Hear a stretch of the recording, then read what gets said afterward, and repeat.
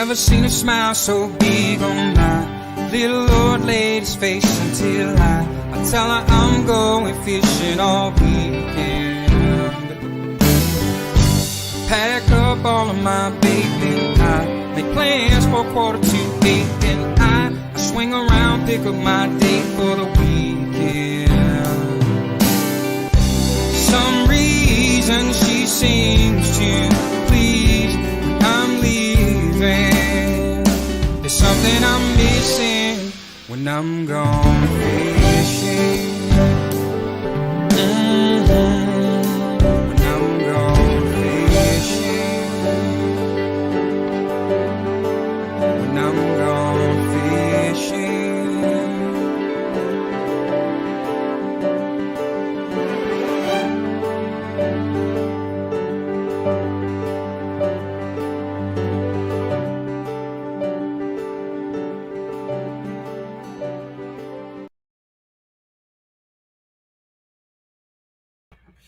Usually a good idea if I add myself to the stream. How you guys doing this evening? It is early evening, and it is hotter than the Hobbs of Haiti here in Ontario. I don't know what it's like up where you are, Tony, or where you are, Kevin. Joe Moore in the house. Larry's with us. How's it up in the Timmins area? Larry, we're going to be up there soon enough. Bill, how are you this evening? Sarah's in the house. Sally Mitchell's here. James Shembry.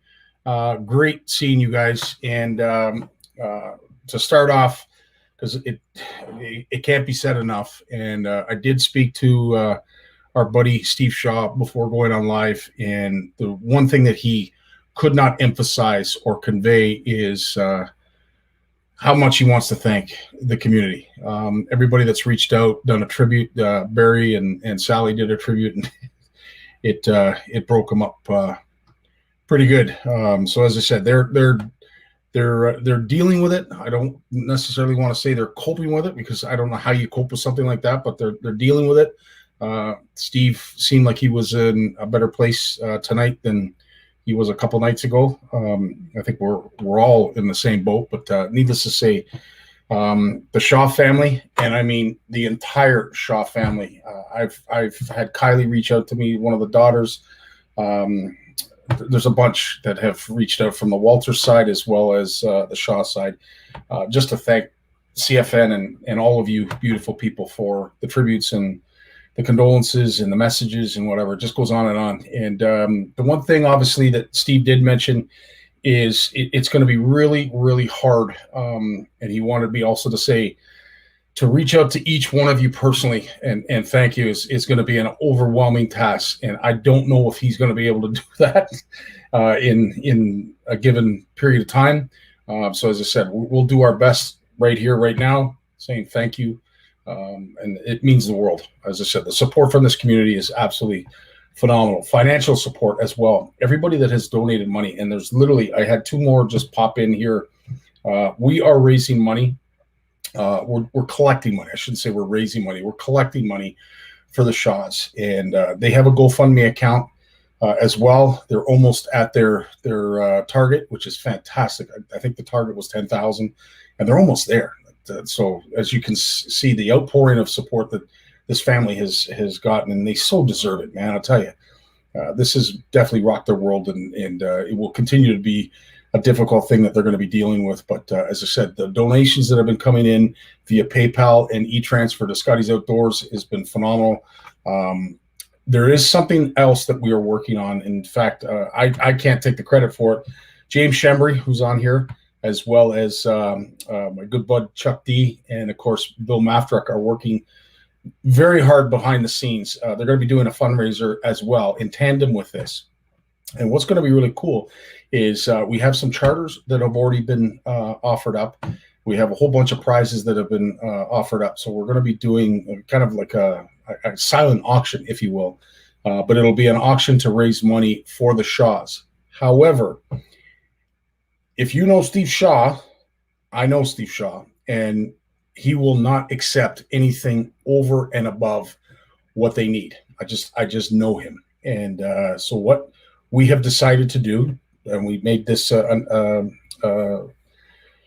going to make this go forward after our meeting last night. it's going to turn into what we're going to call the CFN slush fund. And the fund will be designed that if something like this were to happen, God forbid, with you or somebody else in our community where, some much needed money is required, we want to make sure that something like that is available. Because as I said, the hardships that people go through in times like this is it's unspeakable. It's unimaginable. I can't even begin to think of all of what has to get done now that Serena is no longer with us. So again, whatever is over and above what the Shaws need is going to spill over into the slush fund, the CFN slush fund. So we're going to set this up for our CFNers that if you are in a time of need, we'll be there for you. That's what I want the legacy and the message to be is we'll be there. We're going to help you. Prayers for the family. Absolutely. BJ, Fernando. Yeah, absolutely. Fernando, it's a fantastic effort. You got it, Sparkus. As I said, I've been introduced myself to so many fantastic people. This community, as I said, I can't friggin' say enough about it. You guys are amazing, and for all those who have donated, and let's be honest with you, it gets tough. Times are tough right now. COVID and everything else that people have been dealing with, they still find it in their hearts to be able to give it a time like this. The tragedy is bad enough, but this brings a tear to your eye too. The outpouring of support. So you know what? I raise my cup to you guys. You make me speechless sometimes. So anyway, stay tuned to that. We're constantly building that. The auction fundraiser is coming. It's gonna look awesome. And as I said, there's been an outpouring of stuff. There you go, Chris Bain, PM me or something, please, Chris. We will absolutely. We will. Yeah. Malachi, how you doing, my friend? Yeah. I can't say enough about it. It's incredible. So anyway, so that is going to be coming in the near future. So stay tuned to that. It will be an auction, but anything that is over and above will spill into our slush fund because I know our buddy Steve. The cups, I don't have one myself, but True North and maybe you know what I can do here. Somebody was asking me about these, and I wanted to show that they are available.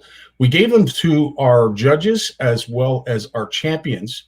So you have seen them on Facebook, and there it is. So these are the cups.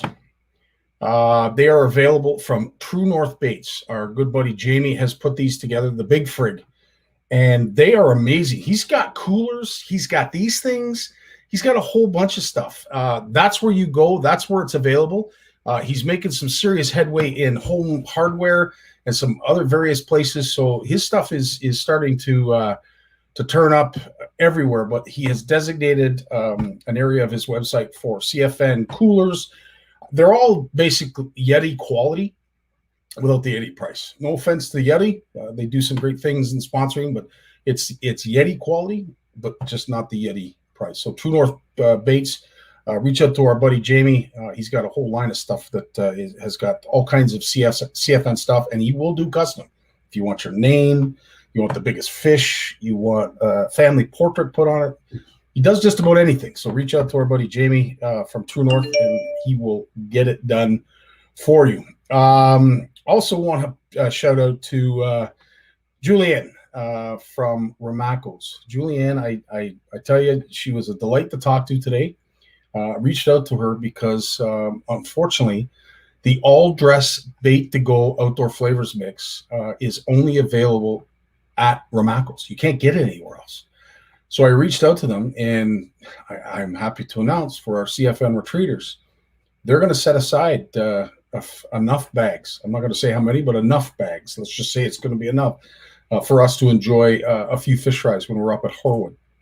So, Julianne, thank you so much for that.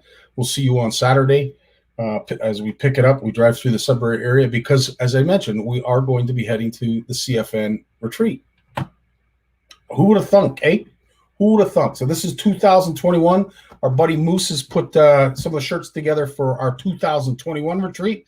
So they are snuggled tight as a bug in a rug in the truck. We're all ready to head north. It's going to be a fun time. Yes, absolutely. We'll be thinking of our Charles family, but it will be a fun time. We're going to catch a lot of fish. We're going to have a lot of food to eat. But I wanted to mention that if there's anybody that is looking to join us, there are spots available. In Cabin 1, for instance, we're looking for a couple. Couple would be ideal for Cabin 1. Cabin 6, 2 or 3 spots are available, but there's at least 2. You could fit a third in there, but there's at least 2 spots available in Cabin 6. Cabin 7 has 2 spots available as well. And unfortunately, Cabin 8 now has a spot because, of course, our buddy Steve won't be able to make it. So you'll be in there with Ronald, Walter, and myself. And as I said, there is a 4th bed available. There is a pull-out cot too, so there's lots of room. Let me just say this. There's lots of room at Horwood. So if you know of anybody that wants to come, if you yourself want to come, please get in touch with either me or Horwood Lake Lodge themselves. And it's real simple. It's www.horwoodlakelodge.com. And they will certainly point you, warn and endorse, in the right direction. But there's 7 spots available. There's a whole it's unfortunate. We'd love to fill the place. That's the with all our CFNers. I mean, there's nothing we enjoy more than to getting together as a community. But as I said, times are tough. People have. They've been dealing with some stuff. Let's just say that. And I totally understand how life gets in the way. So we'd love to see you. Love to have you. If you are interested, please get a hold of Doris Warren at HorwoodLakeLodge.com, or you can get in touch with me. Mike Brazeau, yes, I do believe you are booked in the presidential suite. So, yes, you're good to go. How you doing, Erica? Mike will be joining us later to sum up what's gone on with the CFN fish off. And holy crap, guys. I'm a little jaded, but I will say this year, especially this year, what a friggin' show. It literally came down to the last couple of fish caught. How close this race was remarkable. Our teams hit it out of the park. Mike and I will talk about that later, but holy crap. Unfortunately, you don't have the privilege of being a part of the group chat like I am. And I was getting to see some of the submissions and where folks were fishing and the points, the species. Anyway, big salute to all of our CFN fish offers who have just concluded and are very, very, very tired because they've been hitting it hard for the last 2 weeks and a bit. So yeah, if possible, need a picture of Serena for a wood boat we're going to build. Yeah, wow. Mike, we will definitely get that for you. There's a lot of this is amazing stuff. Anyway, I can't say enough about it. You guys rock, and part of the reason we rock is because of the next 3 individuals that are going to be coming up. We're going to be talking to Big Jim. Lawrence has got a list of stuff that he wants to talk about, including the new restrictions in Nipissing, as well as what you are allowed to eat each day when it comes to sport fish and a bunch of other things. And of course, our buddy Jay Barnucz, who has been working diligently out in the swamps in this ridiculous heat. So he's burning the candle at both ends as well. So all this and you guys. So stay tuned, and we will get to all of the questions, all of your concerns, tips, tricks, and techniques. But we won't do it until we get to our famous video, our favorite video, the Zodius rod. Yeah, baby. Let's get her going.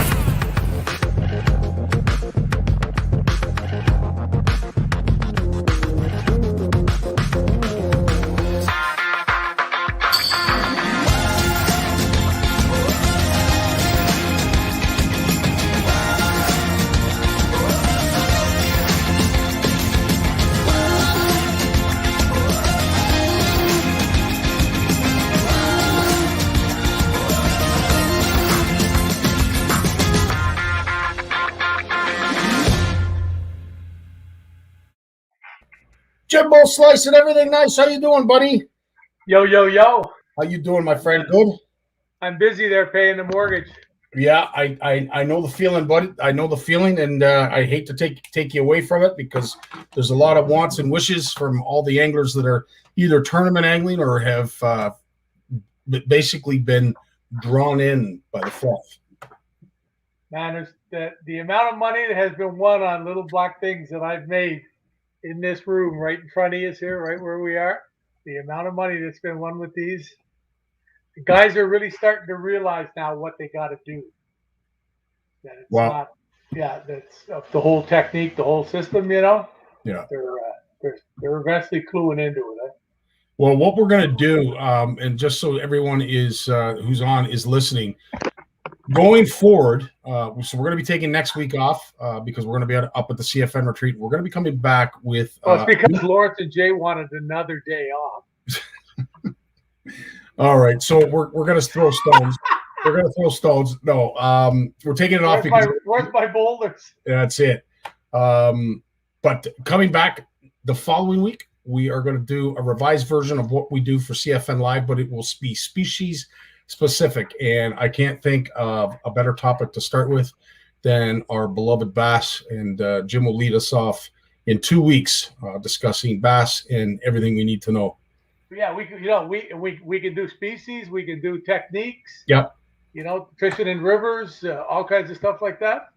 So like we talked about it the other night. It can go anywhere, you know, but it just sort of changing it up a little bit. I think it'll be cool. Jay Barnucz says we should be getting some royalties for all those winnings. Did he say we? Well, yeah, I would say. So walk us through, Jim. Obviously, there was a whack of tournaments this past weekend. One of which, of course, our birthday boy Colin Strass was involved with. So happy birthday to Colin, as well as Catherine Bowden. It's her birthday as well. They have competed in their fair share of tournaments. But are these tournaments that we're seeing? Obviously, CSFL is going on, but a lot of club tournaments too. Yeah, smaller things. You know, that's what you often hear me say. I hear guys, they want to get involved in competitive fishing. Well, if you want to get in competitive fishing, you don't go sign up to fish in renegade bass. You know what I mean? Yeah. Because there's, guys try it every year, and then like the worst thing in the world that can happen is they try it and then they have a good day, or a good tournament. The first one that they fish in, they're out there buying a $90,000 or $100,000 boat. Woohoo, we're going to be pros. And then for the rest of the year, they don't catch a limit. Things like that. And it happens every year. You really need to have your ducks in a row if you want to be a successful tournament fisherman. And instead of just trying to up the whole thing and go right to the top, right off the bat, you're better off to start with a club and stuff like that, and a little bit of camaraderie and guys just having fun. It's it just makes a whole difference to it. Plus, you're looking at $50 or $100 or something to enter. You're not looking at 1,000 or some of the States. Like you're looking, the entry fees are $50,000. Wow. People see them. Yeah, they don't realize. You have to have title sponsors. Your boat has to be wrapped. It's a whole different league. It's like playing hockey in the backyard between some sheets of plywood and being in the NHL. And fortunately, you can't just think you're going to be in the NHL. But there's guys out there that think they can win the Bassmaster Classic first year they fish. It's a cool thing. But no, man, don't ever stop fishing, though. If you're competitive, it's really fun. It's really, really fun. Like I was, there's two types of people. There's people that go fishing and should just go fishing, and there's people that go fishing and somehow have an ability to fish tournaments, and it usually shines out pretty soon. It doesn't take long for it to show out. And I see some guys out there this year that I know that are really good fishermen. Like they really are. Like they're not going to fish in Bassmasters or something like that, but they get involved in tournaments and they're driving themselves nuts, because they're just not cut out like the decision-making bit about it. All of a sudden they look at it and say, oh, I've only got 7 hours and 15 minutes left and I didn't catch it. I think after my first spot, and they panic, Then they start running around. That's the guys when you're in a tournament and you see the same guy in the boat, meow, 20 minutes later, meow, later in the afternoon, just all over the place, thinking there's a magic spot, and it's no, you're just better to go have fun. Better to go have fun. I couldn't agree more with you, Jim. And I'll tell you, one guy that's been having a lot of fun lately and doing very, very well is our buddy Cooper Gallant. And when you talk about these individuals that have the ability to, to place, because to win these things is a task in itself, but to place and do well, tournament after tournament, weekend after weekend, that kind of he's on a little bit of a run there right now. Holy smokes, is he ever? Yeah. Incredible. Big shout out to Cooper, but as I said, there's been some others that have been doing really well as on the Renegade Tour. Some big fish were caught, as you mentioned last week. Some big fish. And the Renegade Tour last weekend here, the winning weights in the Thousand Islands Open. I mean, like they only fished for a 4-fish limit because they're trying to not have to, just handle as few fish as possible in the live wells and things like that. Yeah, guys brought in like almost 25 pounds. Incredible. Yeah, so they're incredible. 6 pounds a piece. Now with the season. The seasons, obviously, they're not changing yet. It's still hotter, but we do have a cold front that's going to be going through, at least in this area. I don't know about the rest of Canada, but we got a cold front coming through. And, of course, we're going to have to start warming up. And I say that with all due respect. We're going to have to start warming up to the idea that fall is coming, and you're going to see a few more of those drastic cold fronts come through. How does that play when it comes to fishing? Jim, does it? Well, at first it doesn't do that. Like we're just in the dog days of summer now. Yeah. But I was watching a tournament on Lake Champlain here the other day, or yesterday and today, and I'm watching Kevin Van Dam comment how the fish are in an extended post-spawn funk on that particular lake, where they just but at one part of the lake they're like that. Like when a guy like Kevin Van Dam goes to a lake like Lake Champlain and has a hard time catching fish. Something's going on. It's not because he's in the wrong spot. Like spots don't enter into it, and it's just there's certain things going on in different parts of the lake, and it's coming along now. So those fish are going to be full blown summer, but there's a bit of a funk going on here right now too. It's that summer doldrum. It's something that's real. Once the fish get out there and they get feeding big time and whatever. It's not that they're not eating. It's that you're just not catching them, and I don't know what it is, and it's not because there's too much bait fish. I mean, look when you go fishing for smallmouth. What do you look for? You look for the bait fish to catch the smallmouth surrounding. Yeah, and that's the whole thing. I have a buddy of mine, and his dad keeps telling him, "Well, if you see all those minnows, you shouldn't be fishing there. The fish are full. Fish don't get full. They don't get full." They're cold-blooded. When the water hits a certain temperature, they open their mouth. They start swimming until the water gets back in the low 50s.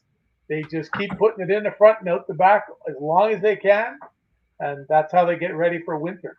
People tell me that.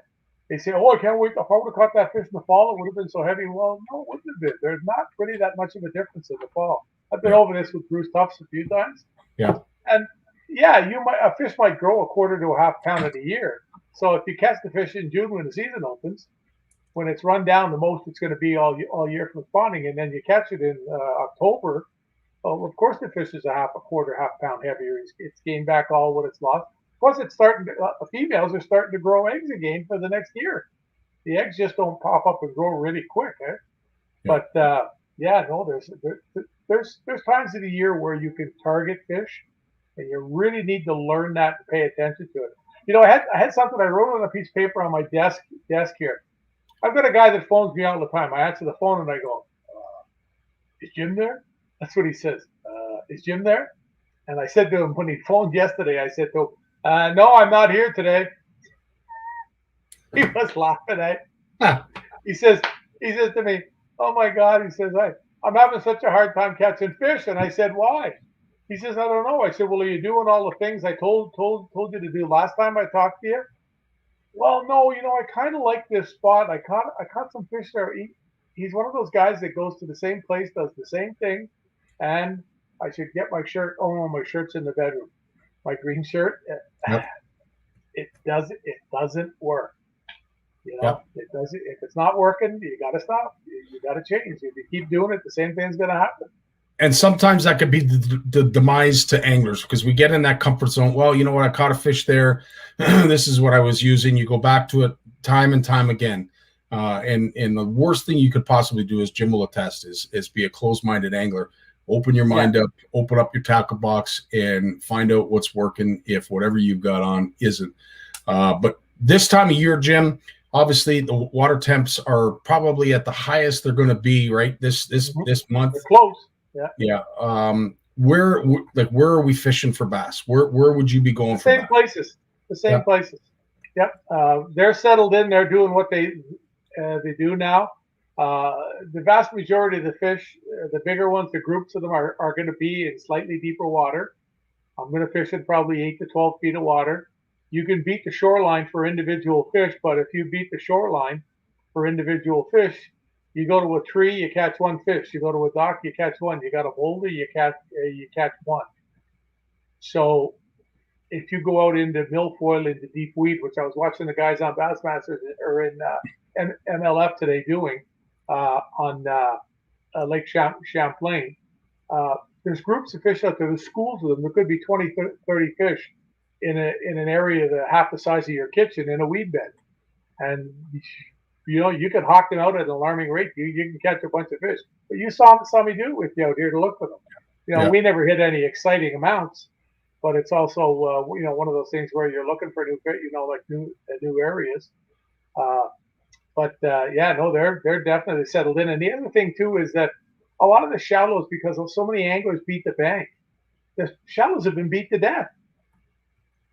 I mean, I sit out here sometimes in the living room on the weekend doing work in my, you know, right at the back door there where you go down and go out the back, and I watch, and there's a tournament, and every 15 minutes there's a boat comes around and fishes the docks, and that's you might see that 10 times in a day.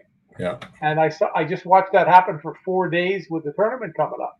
So, you know, every fish has got has been caught, been made wary, whatever.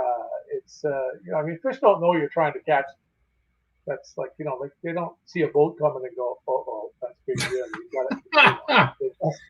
Yeah. Or Scotty. We wouldn't want to give him credit. No, but, you know, fish don't know you're trying to catch them when they see a lure. Just like basically the more natural things. Look, there was a guy today on MLF when I was watching. He's reeling in a crankbait. What's his name? He's a jackal guy, and he's reeling in. Well, he's reeling in something just like that, a small square bill, and the fish hits it and he loses it. And he takes the lure and puts it in the water and pulls it through the water. The fish hits it again and it gets off again, and he takes it around in a circle. And this is all in the space of like 6 or 8 seconds, and it hits it again and he catches it. And the guys were commenting, Marty Stone and the guys on there were commenting about, oh, we like fish like that. That was stupid.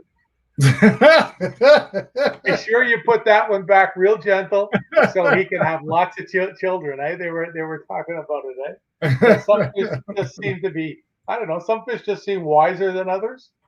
But it was so funny. There's a fish tries to eat a crankbait 3 times, not a little wiggly-tailed jig that looked like something that was totally real, you know. Yeah. But it was. It's really cool. But now's the time when you got to hanker down. You got to fish slower. It's still, when you're fishing for largemouths at this time of the year, there's still that golden time between 11 and 2, like in the middle of the day. Yeah. That's when deep weed fish really seem to get just lighted up. And the one thing I will say from being out on the water with you is, you know, that weed patch that we were on, don't think that if you catch 1 or 2 fish, that's all that weed patch is holding. Jim showed me firsthand that, you know, too many of us will move on once we caught a second and third bass. It's so funny that you mentioned this, because remember I went back to it 2 or 3 times. That's how much I liked it. Yep. And because I'm really new here, I didn't have a lot to go to. So I saw something that I knew was money, so to speak. And I caught the biggest fish we caught of the day out of it when I went back. Yep. That showed up in my Facebook memories today, and I shared it again. So go look at my Facebook page and see what I say. Because it truly is. It was amazing to see that, you get that impression that, oh, I'm going to spook the school, or I'm going to spook the hump or the structure. Well, I saw it firsthand. No, that's not what happens. That can happen. Yeah. But as a basic rule of thumb, I'm not concerned about that. Yeah. You conduct yourself accordingly, quietly to a certain degree, and you got no problem. But I mean, this this is a big tourism lake behind me. You saw the boats the day we were out. Yeah. There's boats running up and down. Some days you got to wait a half an hour to go to the boat launch. These fish don't hear a boat and go. There's guys running back and forth. I've watched guys run along in a boat, just cut the engine, take it out of gear, walk up to the front of the boat, throw a jig in because they're going right to a GPS spot and catch fish. Now, if you're in shallower water and stuff like that, yeah, maybe going in a little bit quieter if you're going to be right on top of them and it's only 3 or 4 feet deep or really clear. But that milfoil stuff is still the secret to catching bunches of largemouth. Now, I have a great question that Bill has brought up, and there's a bunch of us that are heading up to the retreat. We would love to hear any advice that you had. Horwood Lake is a tea-stained lake. It's man-made, lots of wood on the bottom, lots of rock, lots of good structure. This time of year, we're heading up to Horwood, and we want to target smallmouth. What would you recommend, and what should we be using? I'd be looking at big topwaters. Oh, hang on. I'd be looking at big topwaters. I gotta have one here. Boom shakalaka, as my buddy would say.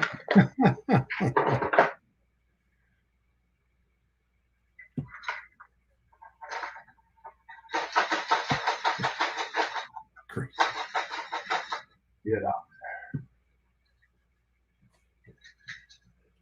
Now there's a big topwater. Yep. It's like a Zara spook type thing. Make sure, okay, lots Watch of a noise. video on fishing a Zara spook and that type of stuff. And the water doesn't have to be dead calm. You could have a good chop on the water as long as you get this thing snaking back and forth every time you tug it. And they're designed to go back and forth. A regular old jerk bait, just a plain old minnow, doing that, and a swim jig too, like something just like this, like you see a lot of guys use for largemouths. A white one, or you just go to a plain grub and I got one here. I always keep one. Well, something like this type of no. Oh wait, you know what this is, eh? Yeah. You're gonna get jammed about that. I'm telling you, that Arizona rig gets me every time. Yeah, it's a really good bait. And something else that I was looking at this, and I actually took this out of the bag about 10 minutes ago, and I thought, for walleyes or smallmouths, whatever you want to do up there, and I don't work for Z-Man, I got nothing to do with them, but they have a new little chatterbait. See the blade is shaped like a willow leaf? Yeah. Now, you don't have to have this one, and it comes with just a jig head. I stuck a little rhythm wave on there. I just stuck a half a 3.8 rhythm wave on there, but that's a half-ounce jig head on there, so that's going to get down there. The tea-stained water, the vibration is huge. Now, you're not going to get something like this, obviously, if you're headed up there this weekend. I don't know if you'd be able to find something in time. But it's called, I think it's a willow live or something. Hang on. Well, Chris, we're giving out too many secrets. Well, this is we're all sponges here, Chris, and everybody. Yeah, it's a willow vine. Yeah. So I caught a whack of fish with this last fall on the Big Rito. And the other thing you can do if you don't is just take a plain old chatterbait, take the skirt off it, and just keep the plastic on. So just pull off the skirt, and you can put any plastic bait on the back. But smallmouths will hit this too. Like on the St. Lawrence here, when the elites were here, there was lots of guys throw. Seth Fider was throwing a chatterbait the last day, almost the whole day. He only weighed in 18 pounds, 19 pounds of smallmouth. Wow. He threw it all day. So there's some other stuff out there, stuff like that that'll work really, really well. And of course, if you see any of these smallmouth and you have this and it weighs an 1/8 or 3/32 of an ounce, just get it past them. reel it. You don't jerk it. The worst thing, that's what we call a fluff, not a jig. People get a jig, you know, that's, oh, I got to jerk it up. That's not what catching fish is about. It's not the deal. It just drives me nuts. I'll have a breakdown tonight watching a movie after thinking about that. Some guy's going to be out there, I got Big Jim's fluff. It doesn't work. Fat bugger, he sold me something that wasn't any good. No. Now, you obviously wait for it to fall, right, Jim? You cast it out, you wait for it to fall, and then just slowly reel it in. Yeah, and it's primarily a shallow water deal, but if you've got smallmouths that are, I mean, smallmouths can be roaming around over 100 feet of water, 10 or 15 feet down. Yeah. And that's when they come up and get these topwater baits, and it's so exciting. It's so exciting to do it. I mean, it's nothing sometimes to catch 20, 30 in a day doing that. It's really, really exciting fishing. And once you get on it, it's just that, you know, guys put GPS marks in the middle of nowhere. You show up on a GPS and you look at the depth at, well, it's 108 feet deep. Well, look around. There's got to be some bait fish here, maybe. Maybe they're not here now. Maybe they're 600 yards further down the lake. But that's how you go out and you have to look for them. A lot of times, too, they relate to the last drop-off. If there's a shoreline not too far away, like, say, 100 yards, you know, so the length of a football field, when that shoreline drops, the last place where it levels out a bit before it goes to the basin, say that's at 16 or 17 feet before it does this, those fish will often be at 16 or 17 feet further out. We call it confined open water. I like it.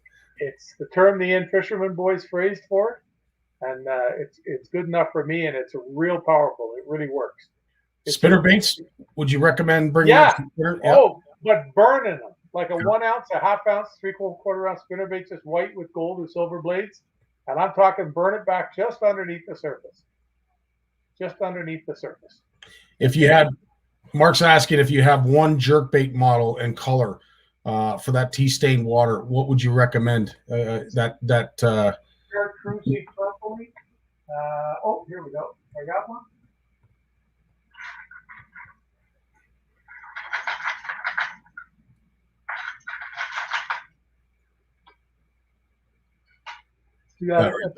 See the chartreuse on the belly and the purple on the back? Yeah. That's a Jackal re-range. And it's got that, see, I cut it right off my rod. Yeah. Got that special little round snap on it. Wow. Just gives it a lot more room for movement in the water. And it's got that system when you cast where the weight goes to the tail so it doesn't tumble and tangle in your line of the air. Interesting. Yeah. Yeah. Yeah. That's a Jackal re-range. Wow. But there's so many things out there that you can do. Like you can see, I actually fish, Scotty, a lot of those swim jigs in bait fish colors. Here, my buddy from Gagnon's that makes these here, Michael, the guy that does all the stock. He's fishing the lake about 10 minutes away from here right now for the week. Wow. But, you know, swim jigs like that with a little rhythm wave on the back, stuff like that. It just really, really works well. And, of course, you know, once you see them, I hate to say it, but some kind of a wacky rig. Yeah. It works. Yeah. That's all there is to it, you know. Yeah. Guys laugh at it, but, you know, I still remember Kevin Van Dam winning $100,000 here in my backyard down in the St. Lawrence River. And half the fish came on a wacky rig.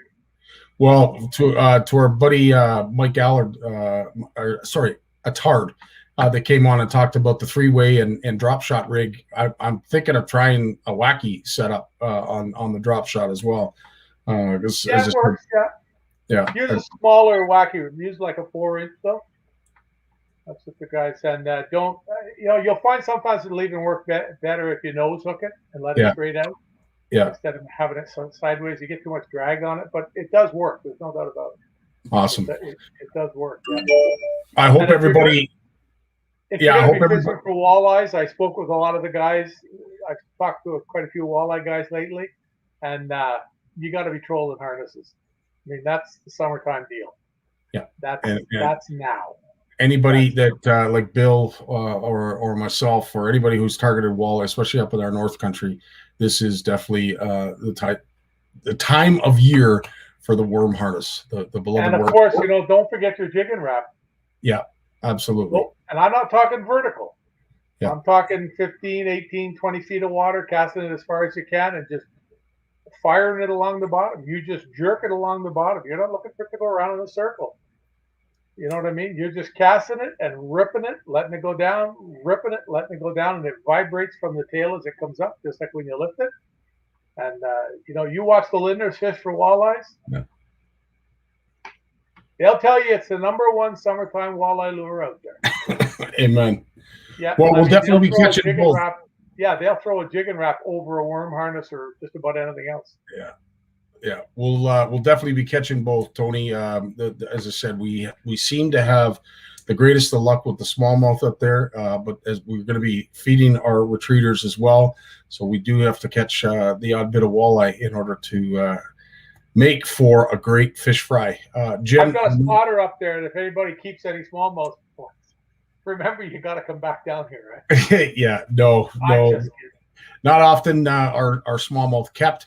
I know that it's probably not a bad idea to keep the odd one, just because I know their population is really starting to grow in Horwood, but it's the trophy. Like it's going to house some really big smallmouth in the very near future. There's some really decent smallmouth fish in that. What's the biggest ones you've seen caught out of there? Well, I would say the average that we caught last year was a very solid 3. Definitely really? Definitely some 4s. There was probably the 1.6 that was caught. There's some really decent smallmouth being caught out of that. It's funny. It's called a lake, but it's a reservoir. It's man-made. They flooded it, and what they've done by flooding it is truly remarkable, because it is an incredible fishery and it never ever disappoints. So we're How old is it? Great question. I want to say it was in the 20s or 30s that they put the dam up and flooded the place, but I could be wrong. But it has been a reservoir for not as long as people would think, and the fact that they have the fishery that they do is truly remarkable. It's an incredible lake. Cool. Right on, brother. Well, listen, thanks so much for all you do. Thanks for jumping on board with the Steve Shaw fundraiser. Meant a lot to see you do that, and of course, it spawned a lot of others to do it as well. We're gonna give you the week off, big fella, but we won't be forgetting about you. We'll be thinking about you up at the retreat. But I hope everybody has a good time up there and catch a lot of fish. Amen. Absolutely. Go to those places to unwind a little bit. It is. You know what? It's the highlight of my summer, and I know it's the highlight of a lot of other folks' summer that come up there. It's just what it truly is you've got 25, 30 people that teach the rest of the world how to act for a week. It's really cool.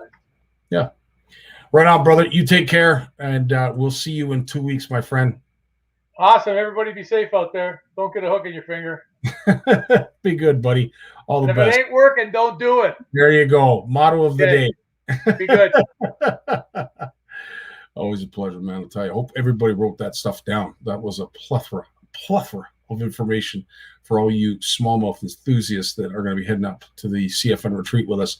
And before we bring on our good buddy Lawrence Gunther, who's got a lot of stuff to talk about, let's have a word from our sponsor. When it comes to Canadian food, we've got your back with flavors like lemon pepper, beer batter, campfire barbecue, lemon pepper dill, garlic butter and chives, and crispy Cajun. We've got a mix for every meal. Whether you're serving East Coast shrimp, West Coast salmon, succulent walleye, chicken wings, or veggies, we've got you covered. Coat your food in outdoor flavors. Available online or at these fine retailers. There he is, the Bluefish Canada man himself. Lawrence, how are you doing tonight? I'm doing well, my friend. How are you? Oh, dude, I'm living the dream because I get to spend an evening with my good buddy Jim, Lawrence, and of course Jay Barnucz. And then later tonight, Mike Council is going to be joining us to give us a final wrap up of how the CFN fish off ended up. We're not going to be able to tell you all the details, but we're going to tell you a few that will definitely intrigue and interest you for when it does get on Sportsman Channel and WFN. In the meantime, Lawrence, you wanted to talk about what's going on Lake Nipissing. You've got a bunch of topics that we're going to discuss tonight, but Nipissing was the first one that you wanted to mention. You got an update in regards to Nipissing? It's an update in progress. I just wanted to give people a heads up. We talked, I think, about the subject 4 weeks ago, 4 weeks ago. It was in the news, I think, two editions ago, the Bluefish News.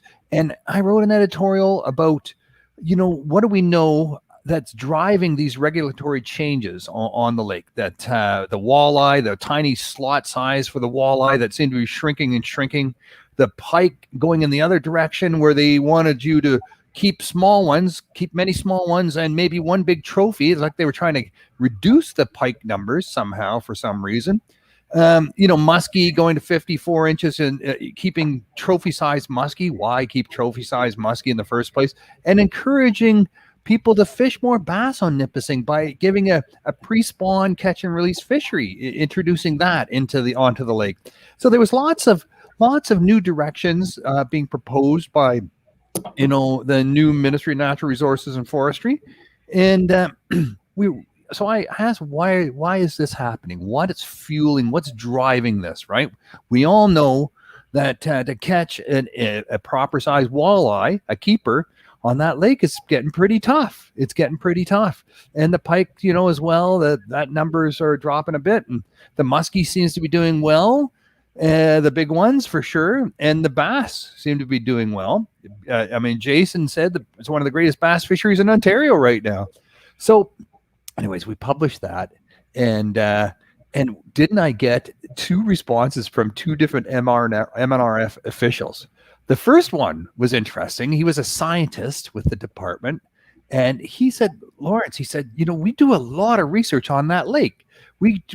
This is probably one of the most researched lakes in Ontario in terms of fish stocks, and he said, I hope you realize that, we know what we're doing. We have the numbers. And he wanted to assure me that this is not just, them playing around and guessing. They have actual very solid data about the fisheries on that lake.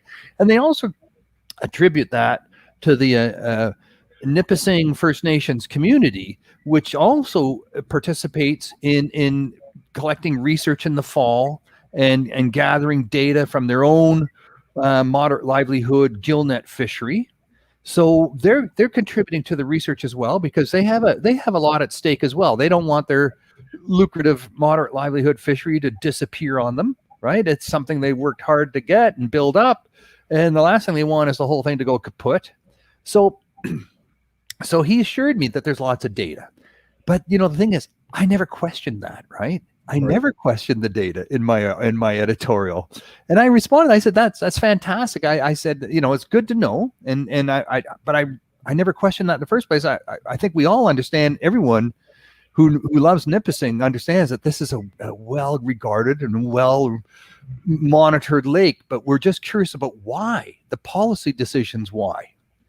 And I said, thank you very much for writing and for for your assurances anyways. And he was polite. I was very polite. And then another official wrote back and said, Lawrence, she said, we work closely with the Nipissing First Nations and another First Nations community in negotiating their harvesting rights and so forth, and trying to work with them on that, share our science and help them understand and develop their own fisheries plans. And again, talked a lot about the data and the numbers and so forth, and started to touch on the policy things that we've been talking about, started to sort of open up the curtains a little bit and let some light in on why they're making these decisions. And, it was all repeating the same sort of information that they shared when they introduced the regulatory changes in the first place. It was very stock kind of, we want people to fish more bass, so we want to do a spring fishery. We want people to catch trophy muskie, so we're going like everywhere else in Ontario, 54-inch minimum, nothing smaller for retention. Pike, they want to, the pike's population struggling a bit, so they're reducing the number of large pike that people are allowed to keep. And the walleye, they admitted is struggling. So minimizing that slot size as much as possible to reduce the number of walleyes being harvested, in terms of breeders and juveniles, is their goal there. But that was all explained in the proposals already. So no mention of how this relates to the First Nations fisheries, right? No mention, and that was the point of my editorial. Why aren't we sitting down at the table together? We all have a mutual interest in the fish populations doing well and that we all fish sustainably. Why aren't we all talking together? Why does the Ministry of Natural Resources have to speak with one and then the other and then the first and then the other? Why can't we all sit down together and share that information, come to some decisions together on these types of things? We all know the other one's out there, so let's talk. And anyway, she's agreed to be on the podcast, the Bluefish Radio Show. Wow. So I had to share some questions with them. And I sent her 10 questions, and she's got to get them approved by media relations. And so it takes a time. I mean, every time I interview someone from Ministry of Natural Resources, you have to submit all your questions. They all have to be approved up in the management system, and then they prepare their responses, and then you get to do the interview. So that way they all singing from the same songbook, right? So we're moving forward little by little. I'm hoping we're going to sort of shed some more light on why these proposals, why these direction changes, in the regulations. You're right in the sense that it is a remarkable fishery in the sense that I can't think of another fishery like it that is commercially harvested in such a way as Nipissing is. The thought of being down here in the south, having commercial fishing on Lake Simcoe, for instance. Different lakes, but similar in size and what they mean to the anglers. So it's a different approach, and obviously that's probably part and parcel to the reason why there's so much information in regards to Lake Nipissing and the fishery, because of the commercial take on that lake, and we want to make sure that it's a sustainable take. So hence the reason there probably is that much that research being done. But yeah, absolutely. I think a lot of folks who go to Nipissing, target walleye, for instance, on Nipissing, will suggest that the fish they tend to be small. And as we mentioned the last time that we talked about Nipissing, I had a wonderful trip with Tracy, Christina, and Renee out on Lake Nipissing, and I was just shocked to see how many small fish we caught. And there weren't. Christina was the only one that caught a keeper, and there was just shy of 100 fish caught that day. So it is it's definitely in need of some change, and I hope they get it right. And it's nice to hear they're sitting at the table anyway to discuss it together. Well, they're sitting individually, right? They're doing bilaterals. They're doing bilateral discussions, and and that's not, look, I have to admit, I've had experience, on the West Coast where you bring all stakeholders to the table and you decide between you all who gets how many. If there's this many, how do we split it up? Yeah. And I've had opportunities to participate this in the United States as well, where you bring recreational and commercial fishers together and they say, okay, here's the quota for the season on this species in these waters. How do we divide it up? And not just recreational fishers and commercial fishers, but guides and head fishing boats. All of them have a stake, right? All of them have skin in the game. All of them have an interest in catching fish for their clients, for profit, for, even recreational fishing. There's so much money involved with that. I mean, look at the Great Lakes, right? $200 million a year generated from commercial fisheries on Lake Erie and the other Great Lakes, the most valuable freshwater fishery in the world, and another $7.8 billion in economic generation resulting from recreational fishing on the Great Lakes every year. $7.8 billion. And So I would say that number's probably gone up this year. for sure. Yeah. For sure, man. So Wow.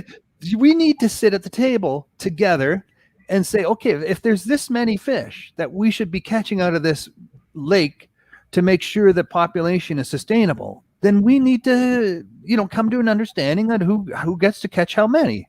Yeah. And that's just fair. That's just fair. Not who comes first, who comes second. Not this favoritism, right? Not this favoritism. Now, I understand food, ceremonial, social fisheries trump all else, but it does not trump conservation.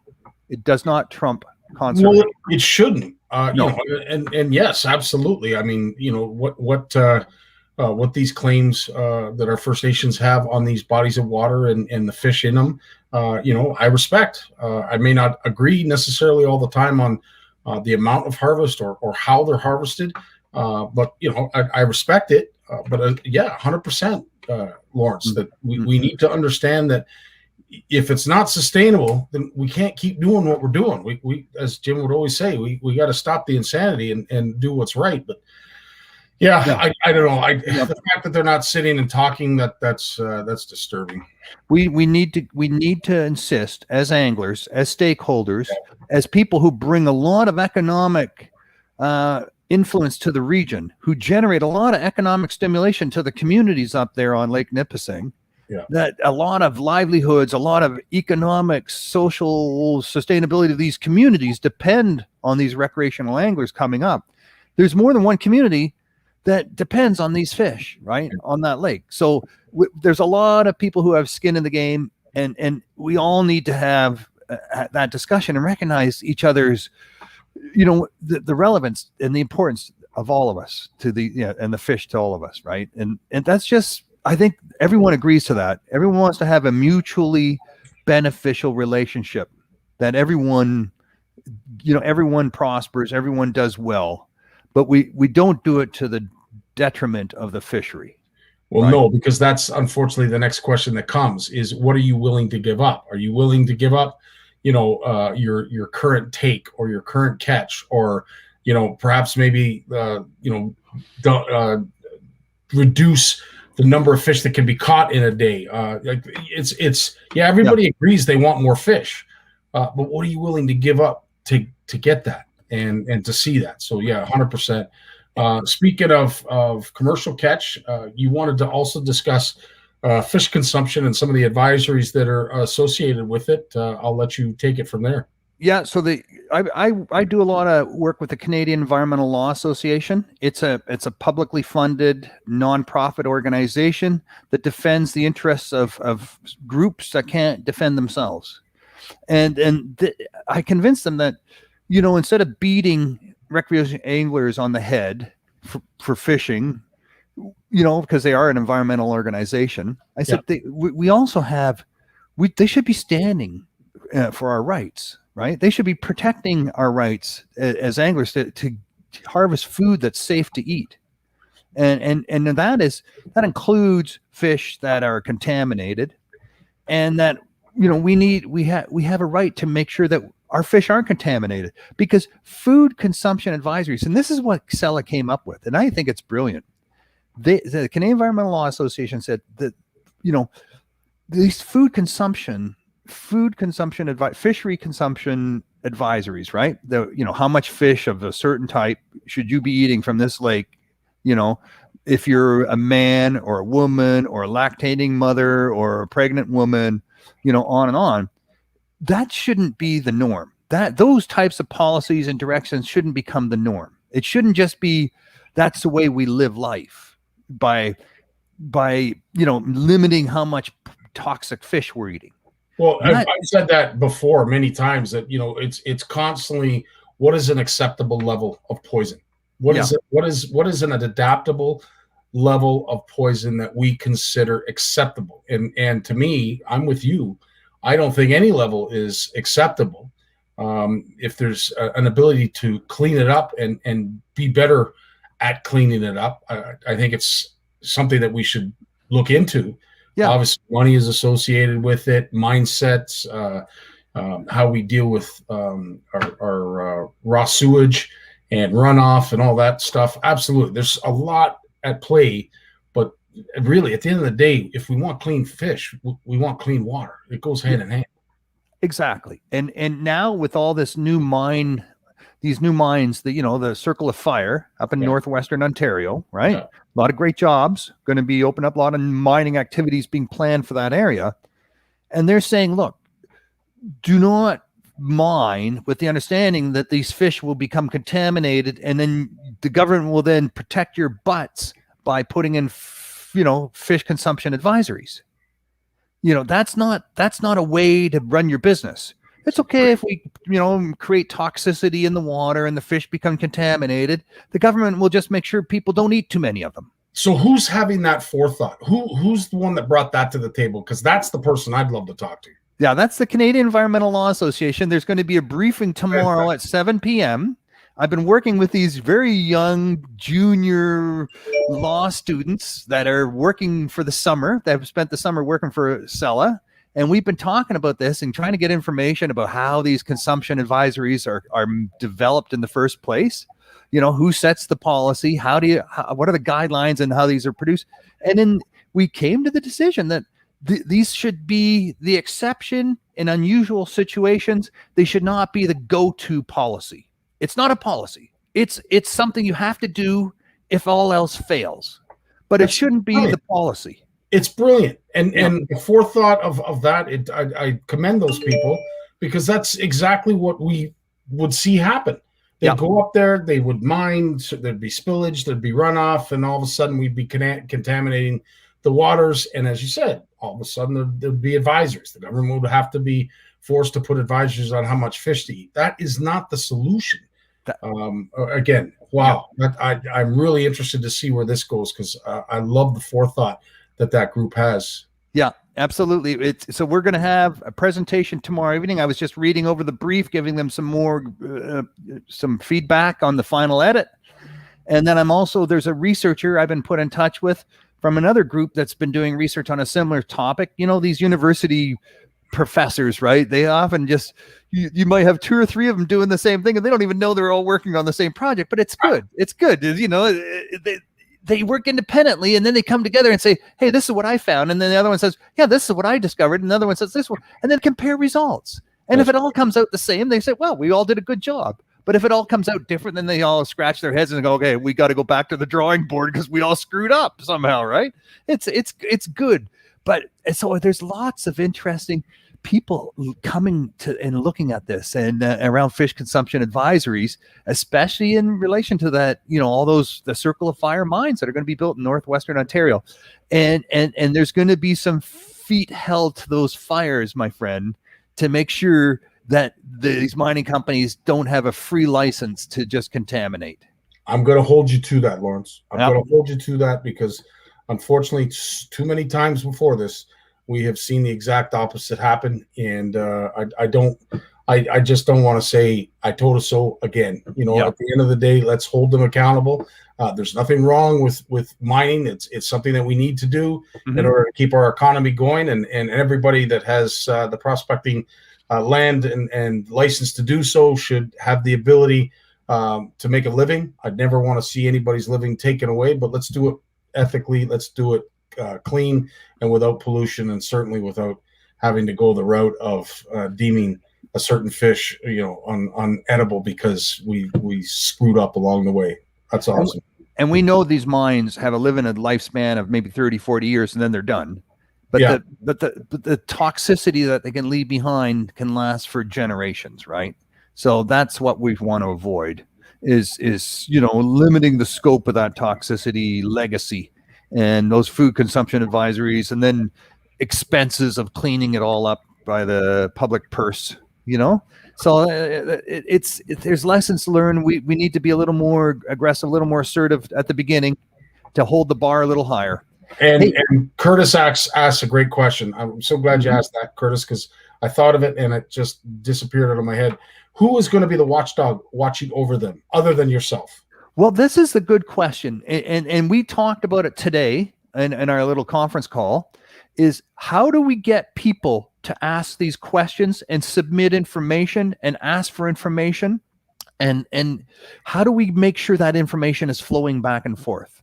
And where do people go, anglers go, to get this information and to give information and to request studies and how, because if we don't ask, how do we know the information is being kept current?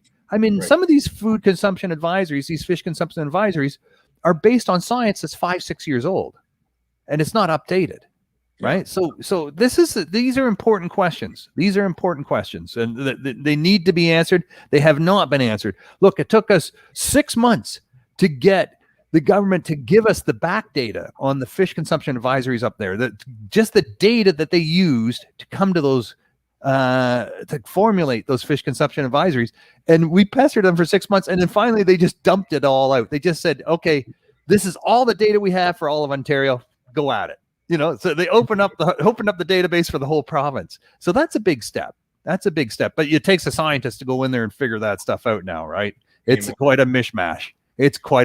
And it's not well organized. I've talked to some scientists already, and they're shocked how rudimentary and unorganized this stuff is. It's like someone's just been doing it with a photocopier and a pencil almost, right? It's very rudimentary. It's not scientific at all. It's scientific, but it's not well captured and reported and accessible and searchable and all those things that scientists need to do their research. It's paper almost. It's just scanned paper. So any information's good information. I don't care what it's written on or what photocopier or camera it was taken with. We need the information, but it needs to be readily available. Yeah. And we need to stop what we're doing if that science is telling us to do so. But yeah, Mike, you're right. Have you ever seen the waste pits from the making of solar panels? It is. It's not a clean process. You're 100% right. Green energy isn't always green, as Bill would say. And speaking of green, and I hate to say it on a day where it's been the heat has been repressive, but climate change. There's a lot of discussion going on about climate change, and I was talking about it with somebody today in regards to what it used to be back in the day when you went ice fishing. I know our folks up in the Timmins area. It's nothing for them to have to carve through 4 feet of ice, but for us down here. Simcoe used to be like that. It used to have quite a mess of ice on it. Lake Erie, there were times when it would freeze over. I have not seen it come close to freezing over in a number of years. And Simcoe, the ice has been skittish, to say the least. What can you tell us about climate change? It's true. We see now that these numbers are rising. The scientists, that a large body of scientists from around the world, highly recognized, highly respected scientists that advise the World Trade Association and the United Nations, has now issued a report for the first time and said, look, it's not coming. It's here. It's here now. Like, climate is changing. Climate has changed. It's not coming. It's here now. And we see the results of this all around the world, right? With floods in Europe and fires in Western North America, and on, and heavy storms and floods and, heavy rains, and, twice now Lake Ontario flood. So we see lots of evidence of this. And they said, this is not just cycles. This is beyond anyone's expectations or records going back thousands of years, just based on geology and so forth. So this is climate change happening now. And they said, look, we need to make some decisions, and it's not irreversible. It's not to the point where, we're finished. We still can make some changes, and we can still change the outlook for the future. It might take a number of decades to get things turned around again, but we can slow it down and bring it to a stop, these changes. And we need to. And they've come out in pretty clear language for the first time, just said, look, it's happening now. We need to do some more than what we've been doing. I will say this, working outside for a number of years, I would say in the last 10 years especially, and folks who spend a lot of time outside will probably agree, in the last 10, 12 years tops, but last decade anyway, that sun has gotten hotter and hotter every year. I don't know what it is, but honestly, standing out in that sun for the last 10 years, it just seems as if it gets more powerful and stronger and hotter by the year. And to suggest that, climate change is a hoax, I don't know at this stage how you could do that.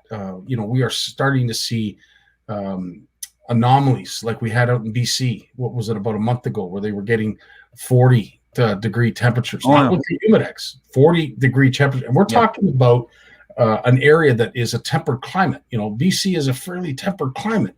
Mm-hmm. To see those kind of extremes, incredible. You see the 121 degrees Fahrenheit in that town that burnt down. 121. Yeah. I've been in Las Vegas in July and it was 105, and I thought that was just absolutely, extremely difficult to just to do anything in, right? Just to even walk from one casino to the other outside.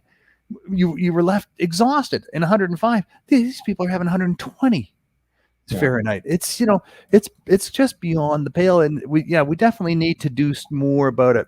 Which brings me to my next topic: electric trucks and boats, right? And I've been following this for quite a while because with my electric fishing boat, my blind fishing boat, I started that whole project 15 years ago, and I got really involved with electric motors and electronics and all of that. And we're super interested in that stuff because I like the silence when I'm out there on my own. I like the quiet of an electric motor because then I can hear what's around me. And so it's been a source of fascination for me. And I've been following that with trucks because I own a truck. And I said, I'm not buying another truck until it's electric. So, looking at the new Ford 150 Lightning, right? And the data on that. And that's pretty interesting, right? Here's a full-size Ford pickup truck. They didn't change it much. You open the hood now and there's no engine there. There's a frunk. It's a front trunk. That is hilarious. But what a great idea. I mean, that whole engine cavity is just a great big trunk, right?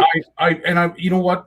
I'm not a scientist, and I'm not going to profess that I truly understand everything that goes on with electric cars. But to me, if the wheels are spinning, everybody talks about range. Well, they're limited on range. But if something is spinning, can we not create hydro from that? Obviously, turbines. That's the whole premise behind turbines. Well, if the wheels are spinning, can we not additionally charge the batteries that way? Or maybe that's what's happening, but you can, and they're doing it. As soon as you take it's not all the electric vehicles have this, but the Ford is, and it's when you take your foot off the gas to slow down, magnetic brakes come on that slow the truck down by turning generators. So the force of turning those generators to create electricity slows the truck down. And you just don't use the brakes. I know it sounds crazy not to use your brakes, but if you see, the red light, instead of driving up and then putting the brakes on at the last minute and coming to a stop, you just let your foot off the gas and let the generator slow you down, and you slow down, you cruise up to that red light, with a very gradual reduction in speed. The whole time you're creating electricity, you're charging their batteries again. It might take you an extra 5-10 seconds, but you know what? The light's red anyway. So what's the point of charging up to the red light and then hitting the brakes at the very end, right? Couldn't agree more. Couldn't agree more. As I said, on that topic, I'm so glad to hear that. And I do hear that they are coming out with the first electric outboard. Yes. Bombardier has made 100% commitment to electric. All their toys, all of their outdoor toys, their ATVs, their skidoos, their jet skis will all have electric versions out by 2025. Interesting. Mercury is said to be in discussions to purchase some electric technology for their outboards. There's a company in the United States that's come out with a 25 horsepower electric motor. They're working with Bass Pro Shops. You can, for $27,000, you can get an 18-foot tracker aluminum bass boat on a trailer with a 25 horsepower electric motor for $27,000 American. If you want the 50 horsepower version of that, same motor, just an extra battery pack, it'll cost you $35,000 American. and then you will have the 50 horsepower equivalent, which will easily, and they've demonstrated this, and people have shown this, and one of the Lindners has won a bass fishing tournament in one of these boats already, and you can run all day and fish all day with one of these 50 horsepower outboard motors and one of these 18-foot tracker aluminum bass boats. No problem. You'll have the ability to run everywhere you want and get back with those 2 battery packs. Incredible. Yeah, they've been trying to convince me to buy one. $500 down. I just had to put $500 down. I wouldn't do it yet. I don't want a bass boat. That's the problem. I said, give me a friggin' just a deep V aluminum. I don't want a bass boat. So, but they said no, it's only on the bass boat right now. So, there's more information. These guys started by saying, okay, let's just add more batteries, and then they had to build the boat bigger to support the extra batteries, and then they had to add more batteries to move that big boat further, and then they had to, so it was a vicious cycle. So they just scrapped that whole plan. They were up to a 32-foot boat. Jeez. And then they came out with something much lighter. And this is where they're going to be. This is where boats are going with electric motors, because the biggest drain on your battery is pushing water, right? Is pushing. So they're going to come with much lighter boats that are using planing technology like foils to get the boat up onto plane faster and with less energy. And then you will be able to get the boat up on plane, reduce to half throttle, which is where you do all your savings with an electric motor. Because if you run them flat out, full speed, that's where you suck a lot of battery power. But if you run at half throttle and the boat's on plane with very little resistance with foils, so this is where the electric boats are going. It's and of all sizes, ferries and everything right down to fishing boats. We're going to see a whole new sort of line of fishing boats coming. And I've owned a power catamaran myself, a twin-hauled boat, that not a pontoon boat, but a fiberglass twin-hauled fishing boat. And I understand, the benefits of a twin-hauled boat. It's quite interesting. So we're going to see more innovations of boats coming out, lighter, faster, more efficient boats with electric propulsion. It's coming. And there's going to be some interesting developments, my friends. So watch out for that stuff. I think in the next 4 or 5 years, we're going to look back and go, wow, that a lot of things have changed. I'm not saying we got flying boats coming or flying cars, but things are coming. Wow. Well, I will say this, as great as it is for the environment to get away from fossil fuels and the burning of fossil fuels, whether it be, in our house, in our car, or now in our boat. One thing I will miss is the mixing of 2-stroke gas and oil and how it mixes with water. I tell you, the one thing that I long for, and I wish I could bottle it, is that smell. That smell has always been something that, pardon the pun, takes your breath away, but I love it. I absolutely. You know what? I think the most powerful memories are memories based on smell, eh? Right.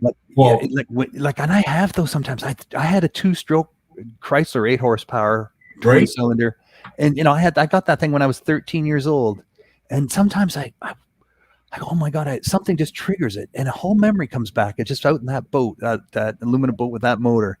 It all comes back crystal clear in my mind, just from a smell. Just from that smell. You're giving me shivers just talking about, because it's so true. We had, back when I was a kid, we had the Tower of Power, the big 115.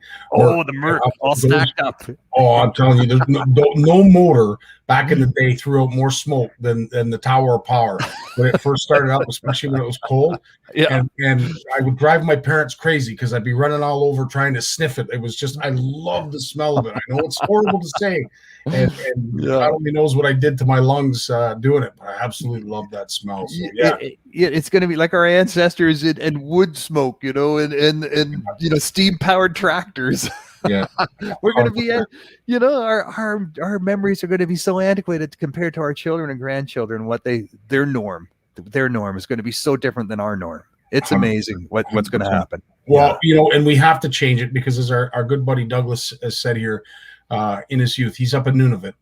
As a youth 10 years ago, I don't remember being I don't remember it being this hot, Nunavut each year. Canada Day, it is hot. 3 years ago, 30 degrees. Last year, 40. This year, 37. I remember when I was a child, we would drive a snowmobile on the sea ice on Canada Day. Wow. Well, at 30, 37, and 40 degrees, there's no way you're making ice with that kind of temperature. So for that reason right there, we have to open up our heads and our minds and realize that, that's just not normal. And we need to change. Yeah, I know it's going to be hard. Like, I'm an old dog, and I have gas powered things that I'll have to give up. And you know what? I'll do it, but it's got to make sense. Like, I can't imagine towing my boat with an electric vehicle and getting back to some of the lakes, because right now it's not quite possible, right? Yeah. Or my RV, my trailer, it's not quite. And then you run the air conditioner and boom, there's 30% of your efficiency's gone right away just by running the air conditioner in one of these electric vehicles, or in the winter, the heating. Absolutely. So we've got some things that definitely we got to work out. But, Joe Biden just signed an understanding with all the big car makers in the United States that by 2030, that 50% of the vehicles, so it's 2030 or 2035. I think it's 2030. Well, don't quote me on this, but very soon, 50% of all vehicles sold in the United States will be electric. So they're pushing for it. And I like the idea of that from a pollution standpoint, environmental standpoint, but some of it, it has to make sense too. And there's been claims that we're no longer going to burn natural gas for heat, and I'm not sure how we're going to get away from that. To replace that kind of energy, we're going to be building nuclear power plants like they're schools. Yeah, and that's just not feasible. So it has to make sense as well. But nonetheless, Lawrence, you always bring a multitude of information, a plethora of stuff and knowledge that we need on a regular basis, because we need to be kept up to date. And I can't thank you enough for the effort you go into providing our community with all of this news and knowledge behind the scenes. My pleasure, and I really appreciate the opportunity to share this with you guys, and for the platform just to be able to get this out. It's so important for you guys for me to share this with you guys, so you guys can share it with other people, and we all just get a little smarter and a little bit better informed, right? And so we can make better decisions, because that's what it comes down to. We need to make better decisions, and we need the knowledge, we need the information to use to make those decisions. So happy to help. Could not agree more, my friend. Well, thanks as always. We'll see you in 2 weeks. Yeah. As I said, we're going to be species specific. We're probably going to start in honor of our good buddy Jim on bass, and then we'll go from there. We'll need you as the salmon expert. Those salmon, man, they're my scourge. No, I'm kidding. That's salmon awesome. Is very political. Very political. I'm there for you, buddy. I'm there. You take care of yourself. Enjoy your week. Enjoy your time as well. Like, thanks. Oh my God, Timmins. Yeah, that's fantastic. I can't wait. I really can't. I'm jealous. Yeah, I'm not going to rub it in. You take care of yourself, bud. All the best. Thanks. You too. Peace. Always an honor to speak with him. As you can tell, he just dives right into all of the resources that are published, some that may not be published that he's able to find, but there's always a multitude of information coming from our good buddy Lawrence Gunther. And our next guest is no different. Just the same. But before we get to him, let's have a few words from his sponsor. The fear of failure is failure itself. The world of science rewards the ones who are willing to try and fail. Because without the courage to embrace failure, ideas remain ideas. But with that courage to fail and to learn, ideas can change the world. Want to know the difference between power bait and other soft plastics? Ask the fish. Berkeley scientists have thousands of flavors tested on thousands of fish. Natural, man-made. Every bait that's ever hit the water. No matter the shape, size, or color, power bait is the only one that is scientifically proven. Fish bite, and will not let go. J-Dog's in the house. Scotty, what is happening, my man? Buddy, I'll tell you, I just want to say thank you. And for there's so many reasons why, but you just as everyone here can attest, you are a gem, and what you do behind the scenes when you're not fishing, when you're not promoting fishing, when you're not promoting family fishing, when you're not taking a kid fishing, you're running around in 35-degree weather in the swamps, researching on what we need to know to improve our fisheries and make sure that fishing is still viable in all of these backwater bodies of water. Dude. I tell you, man, I tip my hat to you. Well, so I have a confession to make. I'm down here in Point Pelee Park. I'm just outside the park. I can almost see Lake Erie from my patio on the hotel here. I'm actually sampling an area of Point Pelee Park that I visited in my early 20s.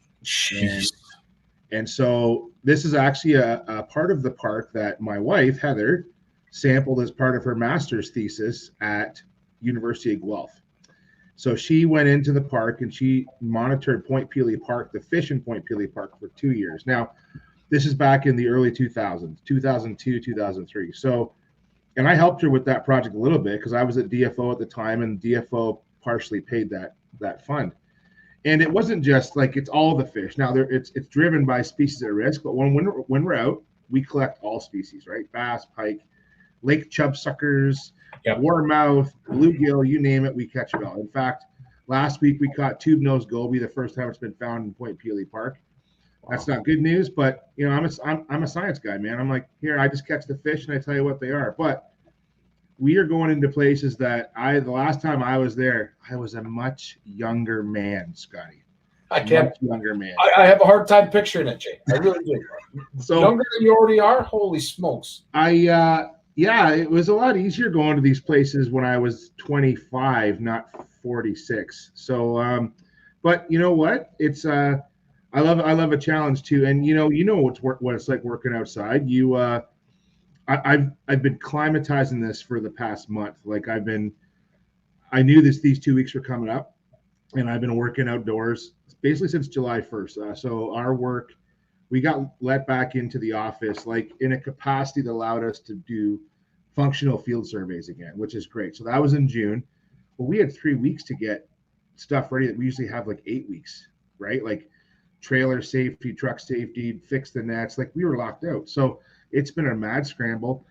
But now we're down here, and we have 2 students working with us. They're both recent graduates. Actually, one's still in school. One just finished. She's going to go do her master's at McGill on invasive species this fall.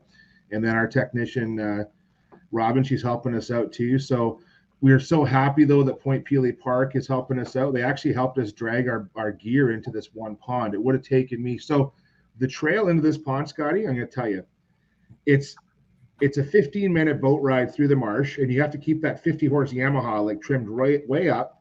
And you can only do about 5 miles an hour because if you trim it down, it's going to clog. Okay, so everything's trimmed up, so all the weeds just slide off the foot. Okay, so then once you get there, it's 300 yards, and it's not a real trail. It's actually walking on floating cattail mats. So no way. It's hollow underneath. Yeah, so you have to walk, and there's holes. So we kind of know where the holes are now. So if you step through a hole. Well, I did today, and I was doing I was doing some really weird dance moves, because I have one leg down and one leg going forward. And then when it's this hot out, we got to take breaks about every, the rule, man, about every 15 minutes, 15 minutes every hour. You have to take a water break. You have to. Now we got lucky today. The wind was blowing hard from the southwest, and it was about 30K an hour. And so I'm setting fike nets, and I'm covered in I got coontail on me, and I got all kinds of water on me. So I don't mind getting sloppy out in the marsh because it keeps me cool. Now, my clothes are drying on the balcony. I look like a hillbilly here in Leamington. I got all my clothes drying out, and I got the fresh set of clothes over there for tomorrow. But you know what, man? It's exciting because I hope that we can find some cool fish species in these places. And you know what I found in this pond we went to today? wild rice. And wild rice in Ontario has been under great decline in most of our waterways. And I've never seen such dense wild rice that I have in this place. It's called Jardin Pond. It's really cool. So that's special right there. So Bill asked a question, and obviously you're new at it, right? Yet you haven't spent a lot of time so far. But based on what you saw outside of the rice, any real big changes from when you were back there last time? No, I don't think so, and I think that's what's special. So Point Pelee Park, the wetland itself, they call it different ponds, but a lot of them are very connected. And so a lot of the ponds are outlined with cattails. And so in India, they actually do really cool, like you can do a boardwalk. They have viewing platforms, a boardwalk through the marsh. You can rent kayaks, stand-up paddle boards there. I have to be careful when I'm going through these narrow canals. Like I cannot go fast because I'll come around the corner and there'll be two kayakers coming at me. And it's very narrow. Like we're running. So our gear is in an 18-foot John boat with a 50 horse. And then I have in two ponds, one pond, I have two canoes stashed with the fike nets. And the other pond, which we have to go out of the park into Lake Erie and then down along the point, which we can't this week because the weather's bad. I'm always on Windy, man. That Windy app, I've mentioned it in the show before. That app is bang on most of the day. I'm telling you, I use it every day of work. So the other pond, we have two John boats stashed in. And I was laughing about your memory about two strokes because we just got rid of our last couple of two strokes here like 2 years ago. But I'll tell you, when we're running engines all day long, your four strokes run twice as long. Like I'll get some of the river work we've done. I used to get 30 kilometers of river out of a two-stroke 20-horse tank. That's a 25 or 20-gallon tank, right? Now I can get almost 60 kilometers of distance out of the same size tank with straight gas versus mixed gas. So but I do miss that smell. And dude, I got a 20-year-old two-stroke Yemi in my driveway, and I love that thing, man. I don't. Is again, like Lawrence and I were talking about it because it brings back like the memories I have with my grandfather, with my father. God rest their souls. They're no longer with us. It's all I remember. Getting up in the morning, creeping down to the dock, going out fishing with your dad or your grandpa. And that's all you'd smell because the air wouldn't be moving. It would be so heavy that it would literally just sit on the surface of the water. And I don't know, man, it brings back a lot of memories. We haven't for a couple of years, but once in a while I go to a bass tournament. If I'm not fishing, I'm helping out. I'm helping the Pilates or something, and some dude shows up with an old Merkay, and you're just like, that's good stuff. That's right. Good stuff. I'm glad I'm not alone. I'm glad. No. I love that smell. Actually, I was just talking about this with a buddy last week about the smell, and people were like, "What? You like the smell of that?" I'm like, "Oh, I love the smell of burning two-stroke. It's all good, man. It's all good. It really is. There's no like it in my eyes." So, we're busy with work, but as Lawrence says, thank goodness for the hard work of scientists like yourself. We can't thank you enough, and there's no end to it.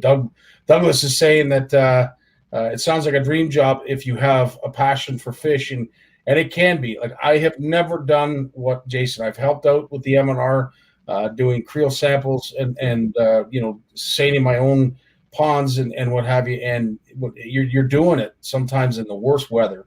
And it cuts into my fishing though. It really does. Like, we had the week at the cottage. I'll talk about that in a bit because that was a fun trip, and I learned a lot of. Dude, even when I'm on vacation, I'm studying fish. I can't help myself, right? But at the end of the day, like for instance, right now, like we're driving down here Monday. When I was up at 5:30 this morning, we drove. I left the office in Burlington around 7:30 or 8. Got stuff ready. We drove down here. It's a 4-hour haul because you got to stop for gas. And then we got to go out in the marsh and set the nets, and we got to fish the nets tomorrow, pull them tomorrow afternoon, and we reset, and then we fish them Friday morning, and then we got to pull out of here, get back to the office. We won't be back until late, and then Monday morning do it again. And so what's my weekend? My weekend spent, I got to cut grandma's grass. Well, Trevor has to, and I have to go help him. Got to cut mom's grass. I got to do laundry. I got to make sure I do some stuff around the house for Heather. So it really cuts into my fishing time. So I've always said I spend literally the average year, not pandemic year, but the average year, I literally am in a boat, I don't know, 130 days, 120 days without a fishing rod in my hand. But it's still cool, man. Like I'm in the water, and I love being literally in the water. Like I'm always grabbing plants, and I'm always identifying the plants and stuff. And, you know, it's just what I've always wanted to do. And I'm lucky to get to do it. But when it's this hot, man, it is, you got to watch everyone too. Like I'm with, like I said, three other people, and we got to watch each other. And I know the one girl, you know, they're all hard workers. I'm really proud of the effort they put out. It's not easy to do, but I know she's got a little bit of asthma, and so we got to manage that, and we got to be careful of that, right? So, and you know, and that we have nothing to prove. This isn't about who can do more. It's about we start as a crew, we finish as a crew, and we get it done. But we got lucky today. Got a nice breeze, and you know, it's not like I'm working on hot asphalt when it's 40 degrees out. Like we're actually on the water. It helps a lot. But yeah, I don't know, man. I drank 4 liters of water on the marsh today, and I'm probably on my 2nd liter in the hotel room. So that's awesome. And that's why this time of year I don't do a lot of fishing after work when it's this hot. Like I need to be in the cool air, and I need to recover. I need to recover from the day before we go back out tomorrow. So George is saying hi from Almont. So George is a buddy from way back. He used to be with the York Bassmasters, and he's living in Almont on the which is the Mississippi River, which flows. That's part of the Ottawa River drainage. And George, there's actually some really cool species in the Mississippi, not just sport fish, but river red horse. One of my biggest river red horse I ever seen was out of the Mississippi River in Almont. So I see George's post. He's retired now. He's up there enjoying the vistas in the Ottawa Valley. And I'm jealous, buddy. Jealous. Good. Thanks for chiming in, George. Great to hear you. Absolutely. Oh, that's awesome. But yeah, so obviously, what are you hoping to gain? Like, I mean, at the end of the day, you go back in these areas, you do these kind of creel samples and data collection. What are we hoping when you do that? Do you go in with an expectation of what it is that you're going to find? Well, you know what it is. A lot of it is so in this case, we're collecting data to develop management strategies. And so in this case, the park, so Parks Canada, who runs Point Pelee National Park, they've basically hired us, like through our office at Fisheries and Oceans, to collect the fish, you know, that's in their park. Well, now we were there in 2019, did a massive survey. We did 120 fyke net sets in the summer. And then we repeated all those fyke nets. So it was a 6-week project, 3 weeks, 100. So that's over 240 net sets. But these 2 outlying ponds were left because we couldn't get to them that summer. It was just too much time. And we were supposed to do it last summer, and then COVID. So this summer we're in there now. And once all this data is rolled up, Scotty, the park will be able to use this data to develop management strategies and also develop long-term data sets, you know, in terms of this is the first time the park's been sampled like this since my wife's, you know, since Heather's thesis. And so her thesis is probably the best data set from Point Pelee Park ever. And this study is going to complement that as a comparison. And then our office will work with Parks Canada to basically develop. Now, again, my background is science. You know, I don't give out permits. I don't do enforcement. You know, I literally count fish, but we also look at the habitat. What are the different macrophytes that are there? You know, and you know, we actually measure oxygen and turbidity, and we carry all this gear, man. We have actually, when we're hiking this trail, we're carrying.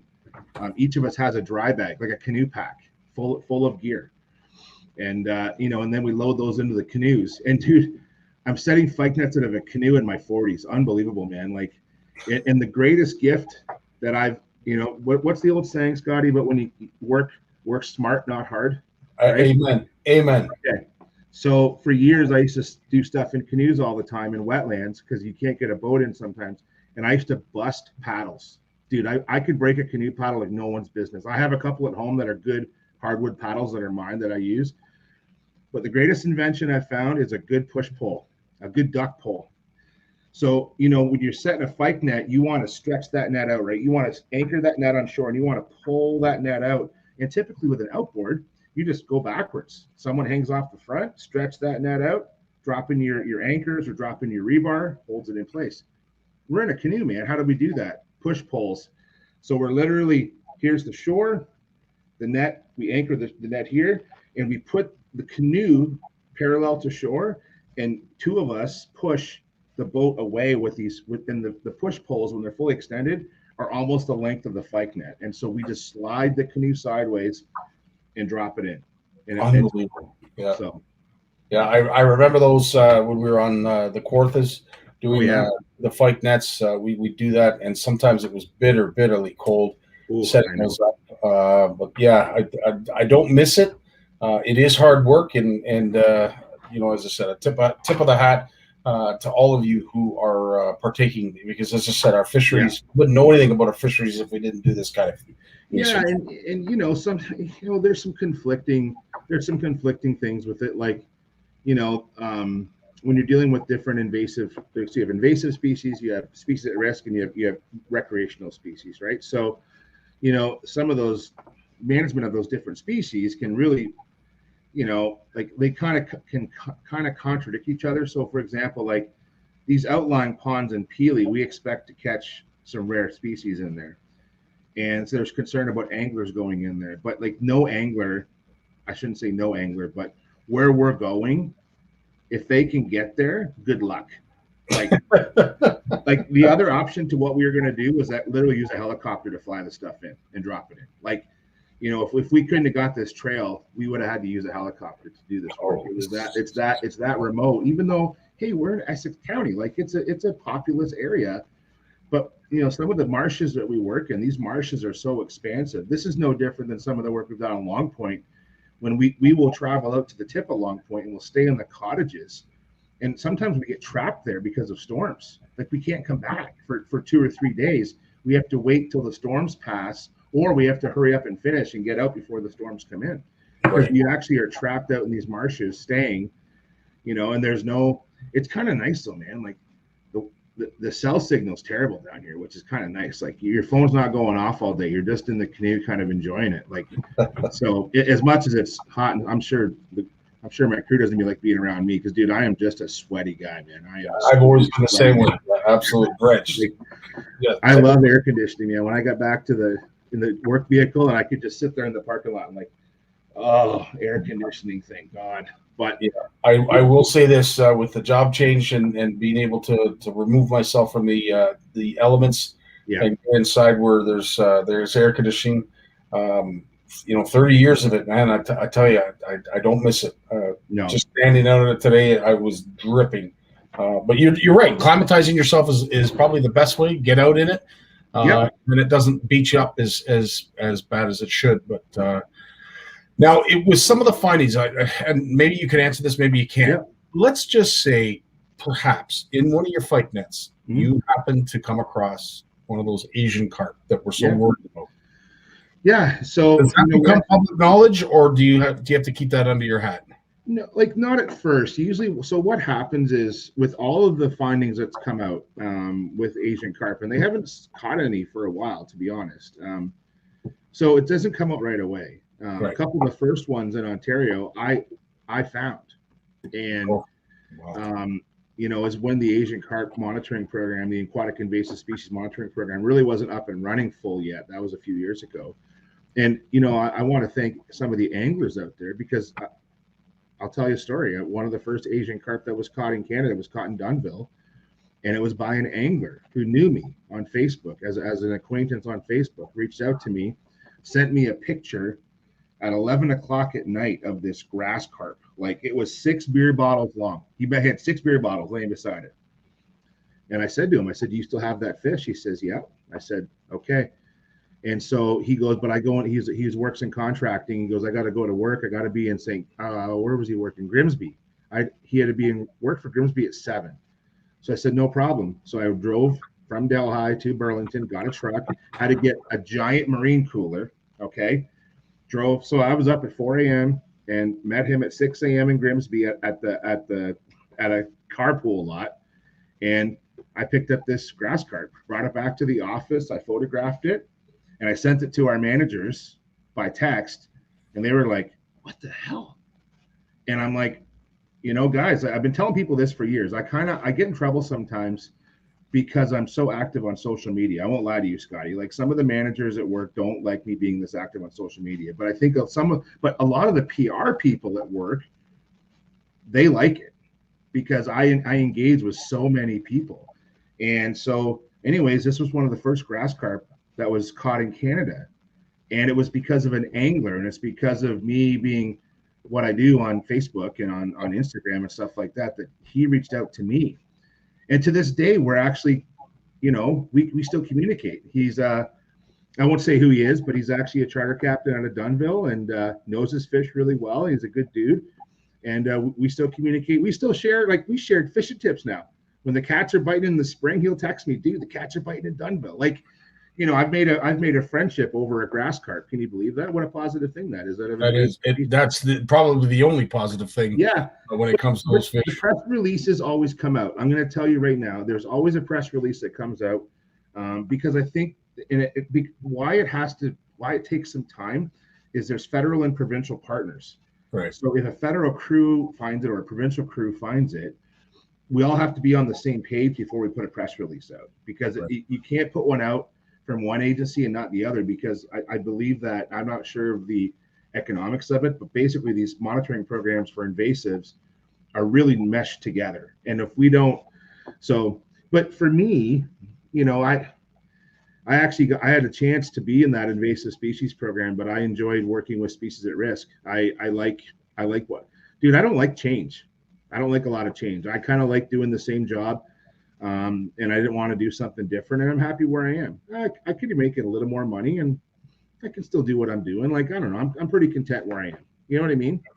Good for you. Well, as I said, we can't thank you enough for your efforts in what you do. And as I said, for our community, everything you do to promote fishing. I don't know where you find the time, to be quite honest with you. Well, I wish I was fishing more, man. And I feel weird not being down here with a fishing rod in the back of the work truck, because usually I go find a remote. Actually, there's a great beach not far from here that I'm sure it's got some big channel cats cruising off, and I should be out there maybe next week. And once I get through this week, this is the hard week. This is the pond that's the furthest away.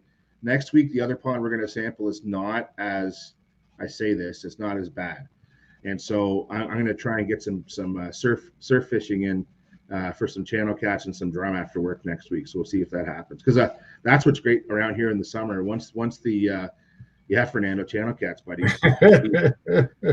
You know, once these channel cats with the right wind will come cruising the shorelines, and so I just lob a big old shrimp out there on a 10-foot surf rod and 5-ounce weight, and then dude, you just sit in the chair, have a Gatorade, and just wait. That's nothing better than a summer night on the beach. Won't by yourself, but that's okay. So, wow. Yeah, man. But I want to talk a little bit about our trip away, because there was some really cool things that happened for us. A lot of folks know that we took the family up to Barry's Bay. Buddy's got a cottage up there, just south of Barry's Bay. It's a beautiful part of Ontario. There's sort of this area of Ontario, Scotty, like sort of like you got sort of Apsley over to like, sort of that area like Caladar. Yep. And then up to like Barry's Bay, like that area. You're far enough from Ottawa, you're far enough from Toronto, and you're far enough from the 401 that there's this area of Ontario that I think is just, it's so nice up there. It's so nice up there to just hang out and do stuff. And the fishing's decent. Now we're on a small lake, and the fishing is kind of so-so. We caught lots of fish. But I was going to say, you did very well. Yeah. I'm never happy, man. I got to catch as many fish as I can. And every day we fished, I probably fished 7 hours a day. It rained most days. It didn't rain all day, but Scotty, it would rain 4 hours in the morning or 2 hours. And then you get a shower come through in the afternoon. It wasn't like we weren't sitting in the sun all week like other years. This whole summer's been like that. And the fronts that come through, they play havoc on the fish. And it's been like that all summer. So you got to be moving. Like the same pattern wouldn't work 2 days in a row, or it wouldn't work in the morning and the afternoon, or the morning and evening. Like you always had to keep changing things up and moving to different locations. It was crazy how I'm not going to say tough the fishing was, but like they weren't jumping in the boat, except for Heather's big one. But what can I say? Like when your kids are using gulp minnows and you give your wife a Berkeley accent flatworm, she catches a almost 4-pound smallmouth on her first night at the cottage. She's pretty happy. So yeah, that's a mic drop. Had a girl, Heather. Got the guide. But I'll tell you, you're right. This summer we've been talking about it. There's a dozen of us that are weather freaks, and this summer has been the summer of extremes. It's hot and humid, and then the front will go through, and you got to put on a hoodie. Like it's incredible the extremes that we're experiencing. There's no in between. It's either hot. No, even at the cottage, like it was, it'd get up to 28 in the day, and then all of a sudden it dropped to 10 at night. And the surface temperature of the lake would go from 75 to 69. Yeah. Like that much. And then the next day it would go back up to like 72, 73. Like that lake temperature. And usually the water up there in the shallows is like, it's a small lake trout lake is what we're on. It's a big bowl. It's about 2 kilometers across. It's just a big bowl. Yeah. There's a couple little bays on it, but it's basically a lake trout lake. I didn't bring in my lake trout gear. I just didn't have time. I was working like an animal right up until leaving. And so I said, you know what, we're going to just take our walleye and our bass gear, and we're just going to do what we do. And, we caught a ton of fish, but it was tough. Now, I will say this. I'm going to give a shout out to now, if anyone goes up to Barry's Bay area, you got to go to Mad Outdoors, okay? Madawaska Outdoors in Barry's Bay. I go to that shop every year. Now, they do a bunch of different things. Like they're a camping store. They sell kayaks. They sell outdoor clothing. But their fishing selection is excellent. And they're right on Highway 60, right in Barry's Bay as you're going through, between Petawawa and Whitney. And if you need tackle, go to Mad Outdoors. They're great. Now, I know there's other shops. Like we stopped at Gord's shop on the way up in Peterborough at Get Fishing. We stopped there. And actually, we stopped at the gas station down the road. I got a picture with Chris Johnson. Nice, which was kind of cool. Like I'm filling up the old Griswold, Sienna van, towing a kayak, and then I see this flashy truck pull up with a Daiwa logo, and I'm like, wait a minute, that's Chris Johnson. So I text Trevor, I'm like, you need to come outside right now, block capitals, and he comes running out and got a picture with Chris. So yeah, we had some good times going up there. Alicia, they do have some accent, but they don't always, it's a tough year for accent. But Mad Outdoors has just about everything you'll need as an angler for fishing up there. And they're really good at, they got good bass stuff, good walleye stuff, good lake trout fishing stuff. So, if you're looking for Trevor had all these questions about the old gang trollers with the 7 spoons, so he had all these questions. Like his heads are spinning. He's like, Dad, we got to come up here and do some more of this lake trout fishing. So next year we're going to be a little more organized. But Mad Outdoors is just a great place to visit. Now the other thing I want to mention to CFNers, and I get asked this a lot. We catch a lot of fish on different things, and I will not stress enough how much fish we catch on gulp minnows.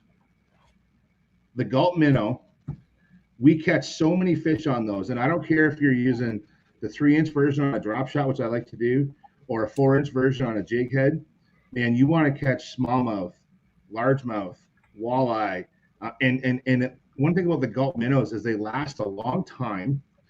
And, because you catch lots of fish on one, and anyone can use it. Now, I'm going to give everyone a tip for gulp minnows. And I don't even know if they make these anymore, but you can still get them on Amazon.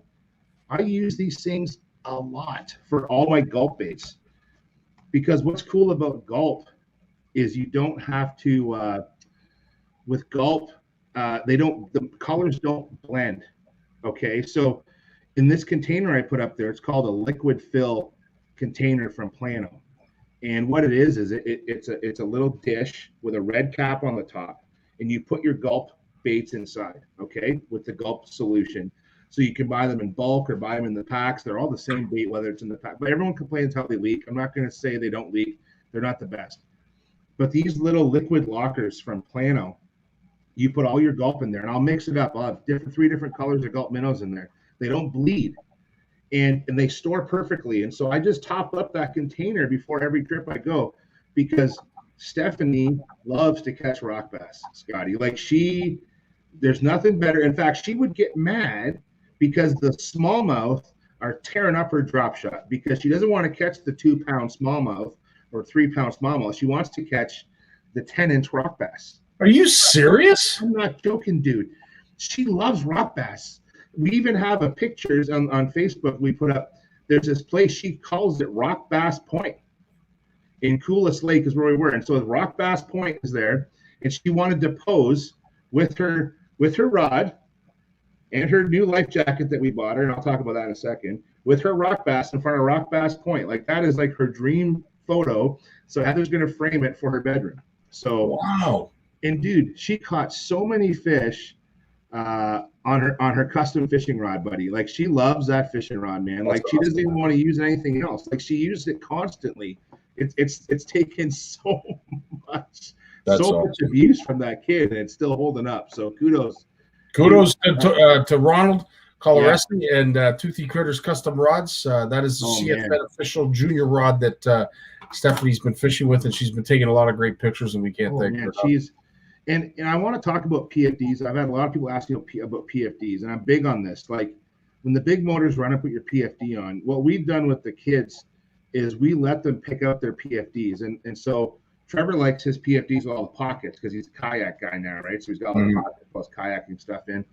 Stephanie wants pockets too, but she doesn't want pockets for pliers and for, things like that. Scotty, she needs pockets for her phone for doing a TikTok, or she needs pockets because she needs to have her snacks. Okay. So, and what was nice is the PFD I found at Mad Outdoors, and I was looking for these ones online all summer, and everyone's sold out. They're nice because they're open at the side and you can adjust them. So with kids, because you know how kids, they grow out, they grow up, they grow out, and they go up. Yeah. She'll get probably 3 or 4 years out of this life jacket, And yeah, it's it was $100, $120. I don't care if she gets more than 2 years out of it. I'm winning. That's how I see it. Because most life jackets is one. I'd have to buy her one every year to fit her properly, right? So I just love the fact that she loves her life jacket, man, and she catches, and she just loves to wear it. Now with Heather and I, we wear those inflatables, and I just want to ask people out there, like, when you're running the big motors, wear your life jacket. Now it doesn't mean you shouldn't wear it any other time. I encourage you to wear it as much as possible. When you have those inflatables, I wear them all day. I'm used to it though. Like, I wear them at work. I don't take them off. But some of the Mustang ones are so light. Like, I wear these heavy duty ones that are more of a commercial grade. But they're the one that in the photos that I have that Heather was wearing, that's a Mustang. It's a hydrostatic one, so it only goes off in the water, because if you keep life jackets in your boat and your boat gets damp inside, I always tell people, treat your life jackets like your tackle. Take it out, dry it. Don't let your PFDs go bad, because you spend all that money on a good PFD, and then the cartridge fires off because it got damp, or you get mold on it. Like, that's just the worst thing. And even I always tell my friends, like, don't just shove them in your compartments and forget about them. Keep them dry and take care of them, because they'll take care of you. And a good inflatable will last you for years and years and years. And if I'm not mistaken, and correct me if I'm wrong, for those who are up on their rules and regulations, but if one of those is in your boat, you have to wear it. You can't put it in a compartment. It has to be worn. So if you have, it's kind of a weird thing. So if that's the only one you have to wear it. If you have a good old foam PFD in there, you don't have to wear your inflatable. But you're right. If your inflatable is the only thing you have to wear it. That is the law. And a lot of people don't realize that. So it's so, Richard, we do just grow out. That's what I was saying. Guilty as charged. Now, one thing that we found up there too, Scotty, is in this lake that we're fishing. It's a lake trout lake, but I'll be honest, like, there's good bass fishing in there. It's obvious from our pictures, but the bass are in these scattered weed patches, and there's weed patches all around the lake, but they're not very big. Like, they're the size of my motel room, like 10 by 10 or 10 by 12. And so what I did, and every year those weed patches kind of change, like, they're not always in the same spots. And so the first day I went up there, I actually mapped the entire lake. It's only 2 kilometers across, so it only probably took me an hour to drive around it. and all those weeds root in 4 to 12 feet of water. So I mapped all the good weed patches. And then what I do is I go back to those patches, but they're not really dense weeds. Like if the bass will sit in them, but they're spooky. It's not real thick. It's all that big. It's big cabbage. It's pondweed, but you can't go in there and flip for them. You have to stay back, and you have to cast to the patches. We're talking about fishing tips tonight. Well, I'm going to give another one here, and we caught them on 2 things. So a swim jig from Perfect Jig, and I'll share that up there now. And Brandon makes a great jig. And what we were doing is we were actually putting a 3. It's really important to kind of match it right. We were using a 3.3 inch Berkeley Power Swimmer. And I'm going to give everyone a tip. If you're using now what we found is on calm days or sunny days, a swim jig worked best. And if it was windy, we used a chatterbait or a bladed jig. Same trailer. But I don't even have my tackle here. It feels so weird not being in my fishing room. But don't rig the swim bait the way you want to rig it with the tail down. Rig it tail up. On a chatterbait or a swim jig, you'll get more wag, especially on a chatterbait. You'll get more wag out of that tail if you rig that tail upside down. Interesting. And always have, if you're using swim baits, and it doesn't matter whether you're fishing for bass or walleye or whatever, keep super glue in your pocket. I have a little bag where I keep like my pliers and my forceps and leader material. Keep super glue in there. And if you're going to be fishing lots of swim baits, glue the swim baits to the jig head, just a dab. It's not going to tear it up, but the swim baits will wear off. Now the power swimmers are a pretty firm plastic, and so they won't come off as easy. But other swim baits out there, they're a softer plastic. But either way, a drop of super, because not every jig head out there has a great barb on it for holding it. So a drop of super glue and let it dry. And if you guys are going to go up like Horwood, for example, and you're like, I'm going to drag some swim baits down deep and slow roll some swim baits, I will actually pre-glue like a half dozen swim baits the night before. And I'll take them, dude. I'll do this for a while. I'll take it and I will get that swim bait straight. Like I will spend 2-3 minutes before I put that hook through to make sure it's as straight as possible. And then right before you shove it onto the hook barb, a couple of drops of super glue and let it sit, and then let that glue set overnight. Yeah. And that swim bait will catch you fish all day the next day, and it will hardly come off. Great tip. Super glue is so important. Great tip. And I got one last thing. Oh yeah. So one last thing. So for those of you out there who love topwater fishing, so we actually caught them 2 different ways. If the water was calm, Scotty, we got them on a Berkeley bullet pop. And you know what I love about these Berkeley bullet pops? They're under $10. I think the average price is like $8.99 or $9.99. And they have those same Fusion 19 hooks, and man, they catch fish. And so if it was calm nights, we use the bullet pop. And then if there was a little bit of ripple on the water, those bullet pops didn't quite, you wouldn't get the same pop. So we'd have to use the Jaywalker, which is like a spook style bait. And we just switch it up. And Trevor and I would just go out there. We'd experiment with the 2 different baits, the Jaywalker or the bullet pop. We just would mix it up back and forth. But who am I kidding, man? Like that kid in his kayak, I was just the chaperone all week. You know, he just would want to go out fishing, and I just follow him around. And he killed them all week, man. That kid can catch fish. I'm pretty as a dad to sit back and watch him. You know, he had hardly used a popper in his life, not because he hasn't tried them. He hasn't built confidence in them. He's fished a popper since he was probably 5. He's 13 now, almost 14. But he haven't caught a lot of fish on it. All it took, though, was at the Cottas was to catch an 18-inch largemouth in a back bay on a popper on a sunny, calm day. And he's like, Dad, I get it now. I get it. Hooked for life. Hooked for life. Yeah, to the point where we got another one. Yeah, we got another live one. That's awesome. Yeah. So you know, it was just a great adventure, man. And I just love playing with new tackle and new stuff, and then spending time with family. Like Heather's parents came up, and we had a rock bass derby, and Art Surratt took the rock bass champion. He's a rock bass champion. Now, I think Stephanie caught more, but Art caught the biggest one. And I don't care about numbers. I'm all about size. So I have no problem that my wife and son caught bigger fish than me on the vacation. That's okay. Awesome. I'm That's good with it. fantastic. Question Fernando has, I believe all super glue is waterproof, but yeah, absolutely. Waterproof super glue is what you'd want, but I'm pretty sure most super glue is waterproof. It is, but if you don't let it set, like if you just have it in the boat with you and you glue it when everything's still wet, it won't set properly. It'll still work. I just buy there's a little Gorilla Glue. I don't know, Canadian Tire always has it. It's got a little blue cap on it. Now, I always buy 2 of them because I'll lose one or one. I forget to put the cap on properly. So I just buy 2 of them and they'll last me easily for a year. But anytime you're using, like, there's so many baits out there. Like, even if you're using like a big 4-inch power minnow or a jerk shad, if you're jigging for Lakers or for walleye, you know, anything to hold that bait on there, especially if you've caught a few fish on it.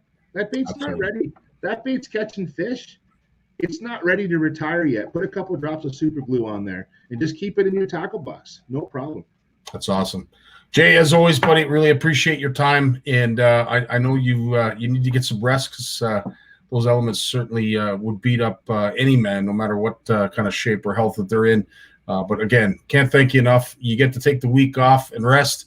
We'll see you in 2 weeks. And I look forward to hearing some of the findings that you're working on. Dude, I want to interview you about Horwood when you get back. I'm intrigued to hear about your trip. I'm excited for you, buddy. I'm really excited for you and everybody else that's going. It's much needed. I look forward to it. It's the highlight of the summer, and it's always a good time. And that lake never disappoints. Never disappoints. Awesome. Well, let's hope one year I can make it. And my summer is so busy all the time. We'll have to see, but maybe one year we'll make it up there. Sounds like a plan, buddy. We'll make a date. In the meantime, you stay classy, stay healthy, and stay safe, bud. Thanks, everyone. We'll see you later. Right on. Honor speaking to Jay each and every week. As I said, the fact that he does this kind of work, and then has the time and the ability to be very active in social media, not just for himself, but also with our community. It absolutely means the world. I will say this: we have 2 gents backstage that are going to be coming on here and hopefully doing a wrap-up of what the fish off is going to look like, and give us a synopsis of what happened in the last 2 weeks or so. Because as I said, from where I was sitting, it was pretty exciting. But before we do that, here's a word from our sponsor.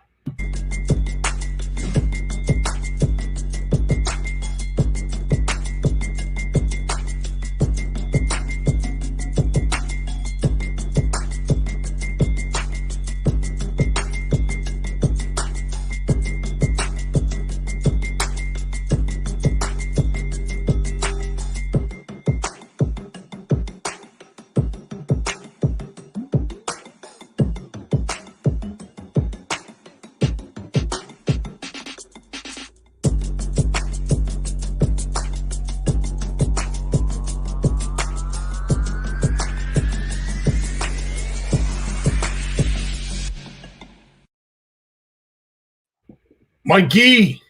Hello, CFN fans. Oh, man. Yeah. 16 crazy, insane days of filming for the TV show. That is what we are talking about tonight. Yes, absolutely. And I'll tell you what a show our participants have put on. And that's about all we can say. Mike might get into a little bit more of the details, but I honestly thought it was going to come down to the last fish caught, Mike. It is tight. Can't reveal too much details, and I only have about 10 minutes to talk about it. But we did want to invite one of our judges. And in the springtime, we have a group of 6 judges. But when you're grading, close to 2,000 species, it was hard for Scotty and I to say, hey, can you work for another 16 days for the TV tournament? Yeah. And so that's why there was 3 excellent gentlemen, and we didn't even ask. They came to us. 3 gentlemen came to us and say, we know how much hard work it is behind the scenes with all the volunteers. Let us know if there's anything that we could do to help out. And what was so cool about these 3 gentlemen is they all had the same name. And so, Kevin Fox reached out to me and said, "Hey, I got some time I could devote to the CFN Fish Off. Anything you want, just let me know." And then Kevin Fernandez reached out to me and said, "Hey, Mike, love being involved. If there's any way I can help out behind the scenes, let me know." And then Kevin Lowen, same message. "Love what you guys are doing. Let me know how I can help." And so he said, "Since all of you are willing to do some volunteering behind the scenes and you're all named Kevin, let's do it." So we had 3 official judges for the CFN Fish Off TV tournament: Kevin Lowen, Kevin Fox, and Kevin Fernandez. That's awesome. Right on. As I said, we certainly are only as good as the sum of our parts, and we can't thank our volunteers enough for all that they do. And as I said, we can never have enough because there's a lot going on. I tell you, holy smokes. I can't get over the number of species that were caught, the number of points that were amassed during, and it was only 2 weeks, dude. Like 2 weeks in a weekend, basically, right? Yep. 16 the days. number of species that were caught and the points. Holy smokes. Can you imagine if that went on for 4 weeks? We run out of time and fish. Unreal. Unreal. So do you want to bring in Kevin now? Yeah, let's bring in Kevin, and I'll ask Kevin a couple questions, put him on the spot, and then let's hey Kevin, how you doing? Hey guys. I'm all right, thanks.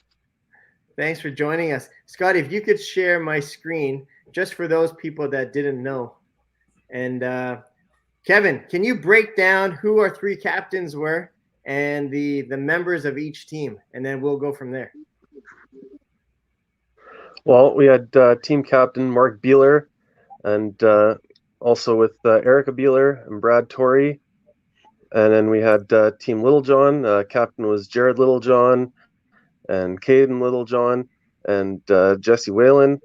And then we had team Landry, Captain Bill Landry and son Dalton. Also Mitch, who everyone knows. And and then we had our alternates. That I can't... we got Deborah. Deborah, Terry, and sorry, the name is covered with the thing that's there at Douglas. the bottom. Right. Yeah, Douglas. Sorry, Douglas. From up north. Yeah, sorry, Douglas. Don't mean to. And I'll say this: they all equally worked very, very hard. Really impressed with Deborah. Very impressed with what Douglas brought, and Troy. Again, the alternates certainly were a strong anchor, a team in themselves. They certainly caught a lot of fish, but as I said, all these 3 teams, my Lord, they did some Herculean work. These aren't actually. There's no alternates on this picture here. So this was. I'm sorry. I read this wrong. There's 2 alternates not on this picture, and that's one of the things I wanted to talk about today, because our captains drafted a family member, and then another person outside their province, and then a second person outside the province. So it was a team of 4. And so if you look at Mark Beeler's team, he has Ontario, BC, and Alberta represented. If you look at Jared's team, he had Ontario and BC represented, and he's from Alberta. And then if you look at Bill Landry's team, he's from Saskatchewan, and he had Ontario and Nunavut represented. But on top of that, just in case their first and second pick wasn't available, we had them pick 2 alternates. And I'm going to name those alternates now. So we had a little twist. And the twist was, you know what? What if on the very last weekend, and thanks to the community for providing this for providing this idea, what if on the very last weekend we told our captains, call your alternates. They are allowed to pick 1 species each to catch on the last weekend. The other teams won't know what species they are targeting, and let's see if your alternate catches will make a difference in the total score. And you know what? It was so tight that the alternate catches definitely made a difference. We can't reveal too much, but Kevin, let me ask you a question before we end off, and I know it's getting late. What was your favorite species caught? I really loved a lot of the new species from the ocean that we saw, and I know I mentioned on a couple of the private videos that I loved all the little flatfish, the different flatfish, the flounders and stuff that we were seeing. Oh man, I think that was the X factor. All the fish caught in saltwater was definitely the X factor because Mark and Erica, we all know how great anglers they are. And then they had to keep up with Jesse, who came in second. And Jesse had to keep up with Mitch, who's a 3-time champion. So in terms of freshwater species, they just filled the board, which means the team that's going to win, if they cancel each other out, the team that's going to win is the team that puts in the most species on the board in terms of saltwater. And that was Brad from BC, Troy from BC, and Douglas all the way up north. So, like I said, we can't reveal too much, but that saltwater points was definitely the X factor.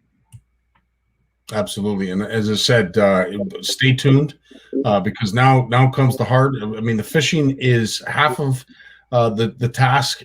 Editing and putting this all together and getting it ready for TV is even just as big of a task as the actual fishing itself. So stay tuned. I know Mike and the editing team are going to do an incredible job. They're going to have a lot of footage to go through. Our participants are currently going through their footage as we speak to get it down to what we would consider manageable, and then we're going to go from there. But holy smokes, yeah. It was real fishing, real people, real drama. And that is the tagline of the show. Real fishing, real people, real drama. And there was tons of drama, eh, Kevin? Oh yeah, and I mean, even though we got to see the private videos, like I didn't get to see all the footage that they submit, so I can't wait for the show either to come out. So I want to see all the behind the scenes stuff that we only heard about in the chat. Yeah, I would say Douglas is asking, what was your favorite, Mike? And I'm assuming that it's fish that he's talking about. What was your favorite fish that you saw caught? Man, in terms of the freshwater fish, I think I caught almost all of them, but Jesse caught a spotted sucker, and I've never caught that before, so I thought that was really cool. Big sturgeons. Yeah. That's always like, wow, a crazy species to catch. And then in terms of saltwater, there's just too many to think of. I've never caught a cabezon. Neither has Ken. And there are 2 teams caught a cabezon. If you don't know what a cabezon looks like, Google cabezon saltwater fish. Ken saw it on the board and he's like, give me that spot and I'll give you my left kidney for it, because he's never caught a cabezon before. Yeah. And 2 teams got it. Crazy. It was awesome when you explained that to me when Ken saw it. He was just it was almost like, his knees buckled. He was excited that it was caught, but he was also disappointed at the same time because he hadn't caught one himself. And there aren't many fish species that Ken has not caught. That's for sure. Yep. Well, thanks everyone for being part of the journey. And come Labor Day, we have our next online tournament happening. The Fall Brawl, details to be released prior to then, but the Fall Brawl will be Labor Day until Thanksgiving. So stay tuned for that. Absolutely. And to answer your question, Douglas, I'll be honest with you, it wasn't a fish that was caught. My best takeaway from this has been the effort, the level of effort that was put into this year's fish off, whether it be the qualifying round that passed first or this championship round that is going to be aired on TV. I am just amazed at the effort. You want to talk about passion for angling? Yeah, well, it was on steroids this year. As I said, this last week, 2 weeks and a bit, the effort was it was mouth dropping. I could not believe the extent that folks would go to catch species of fish and to catch quality fish. It was amazing. Absolutely amazing. People didn't sleep. Eh, Kevin? Like, people were sleeping in the car. Oh a yeah, couple there's hours so a many night. night videos. Yeah, it's just remarkable to see that you get that kind of buy-in from our participants. It means the world. And as I said, I get the luxury of sitting back and watching it like the audience while all you are dealing with it and steering the ship. But geez, man, holy crap! The work that went into this year's production is just phenomenal. I got to go, but I just want to say thank you to Kevin, and Kevin, because it takes a lot of work watching all those videos. It's fun work, but it is a lot of time. So thank you, the three Kevins, and thank you, Kevin Lowen. Yeah, Thanks, absolutely. Kevin. Thanks for doing See this, you Mike. guys. You guys take See you, care. everyone. Enjoy your night. All the best. Well, there it is. Another show in the books. Again, can't thank all of our guests enough for coming on here each and every Monday and providing our community some great stuff to think about, to perhaps ponder and use, presentations to perhaps tie in our next outing. Lawrence and Jay, there's always a bunch of information that we need to know about what's going on with our fisheries and in the fishing industry. Can't thank them enough for that. As well as, again, the Shaw family. Everything that has been happening behind the scenes has been remarkable. I can't thank our community enough for jumping on board and helping out a family that is dealing with something that is unique. And as Steve Shaw said to me today, he wouldn't wish this upon anyone, worst enemy or anyone. It is absolutely horrible what they're dealing with. But you guys have made it a lot easier. And we can't thank you enough for your support. It means the world. And as we were on here, I was seeing donations come in to my email. So again, thanks so much for that, and for Chuck D, Bill Maftruck, and James Shembry for doing what they're doing for the auction that's going on soon. Just like the Fall Brawl, stay tuned. There's lots of information still to come. But thanks for sticking around. 2.5 hours. I really appreciate all those who have stuck it out and do so each and every Monday. It's why we love you, and it's why we do it. You take care. Have yourselves a great week. All the best. Horwood Lake Lodge. Here we come, baby. I'm ready. Are you ready? Yeah, baby.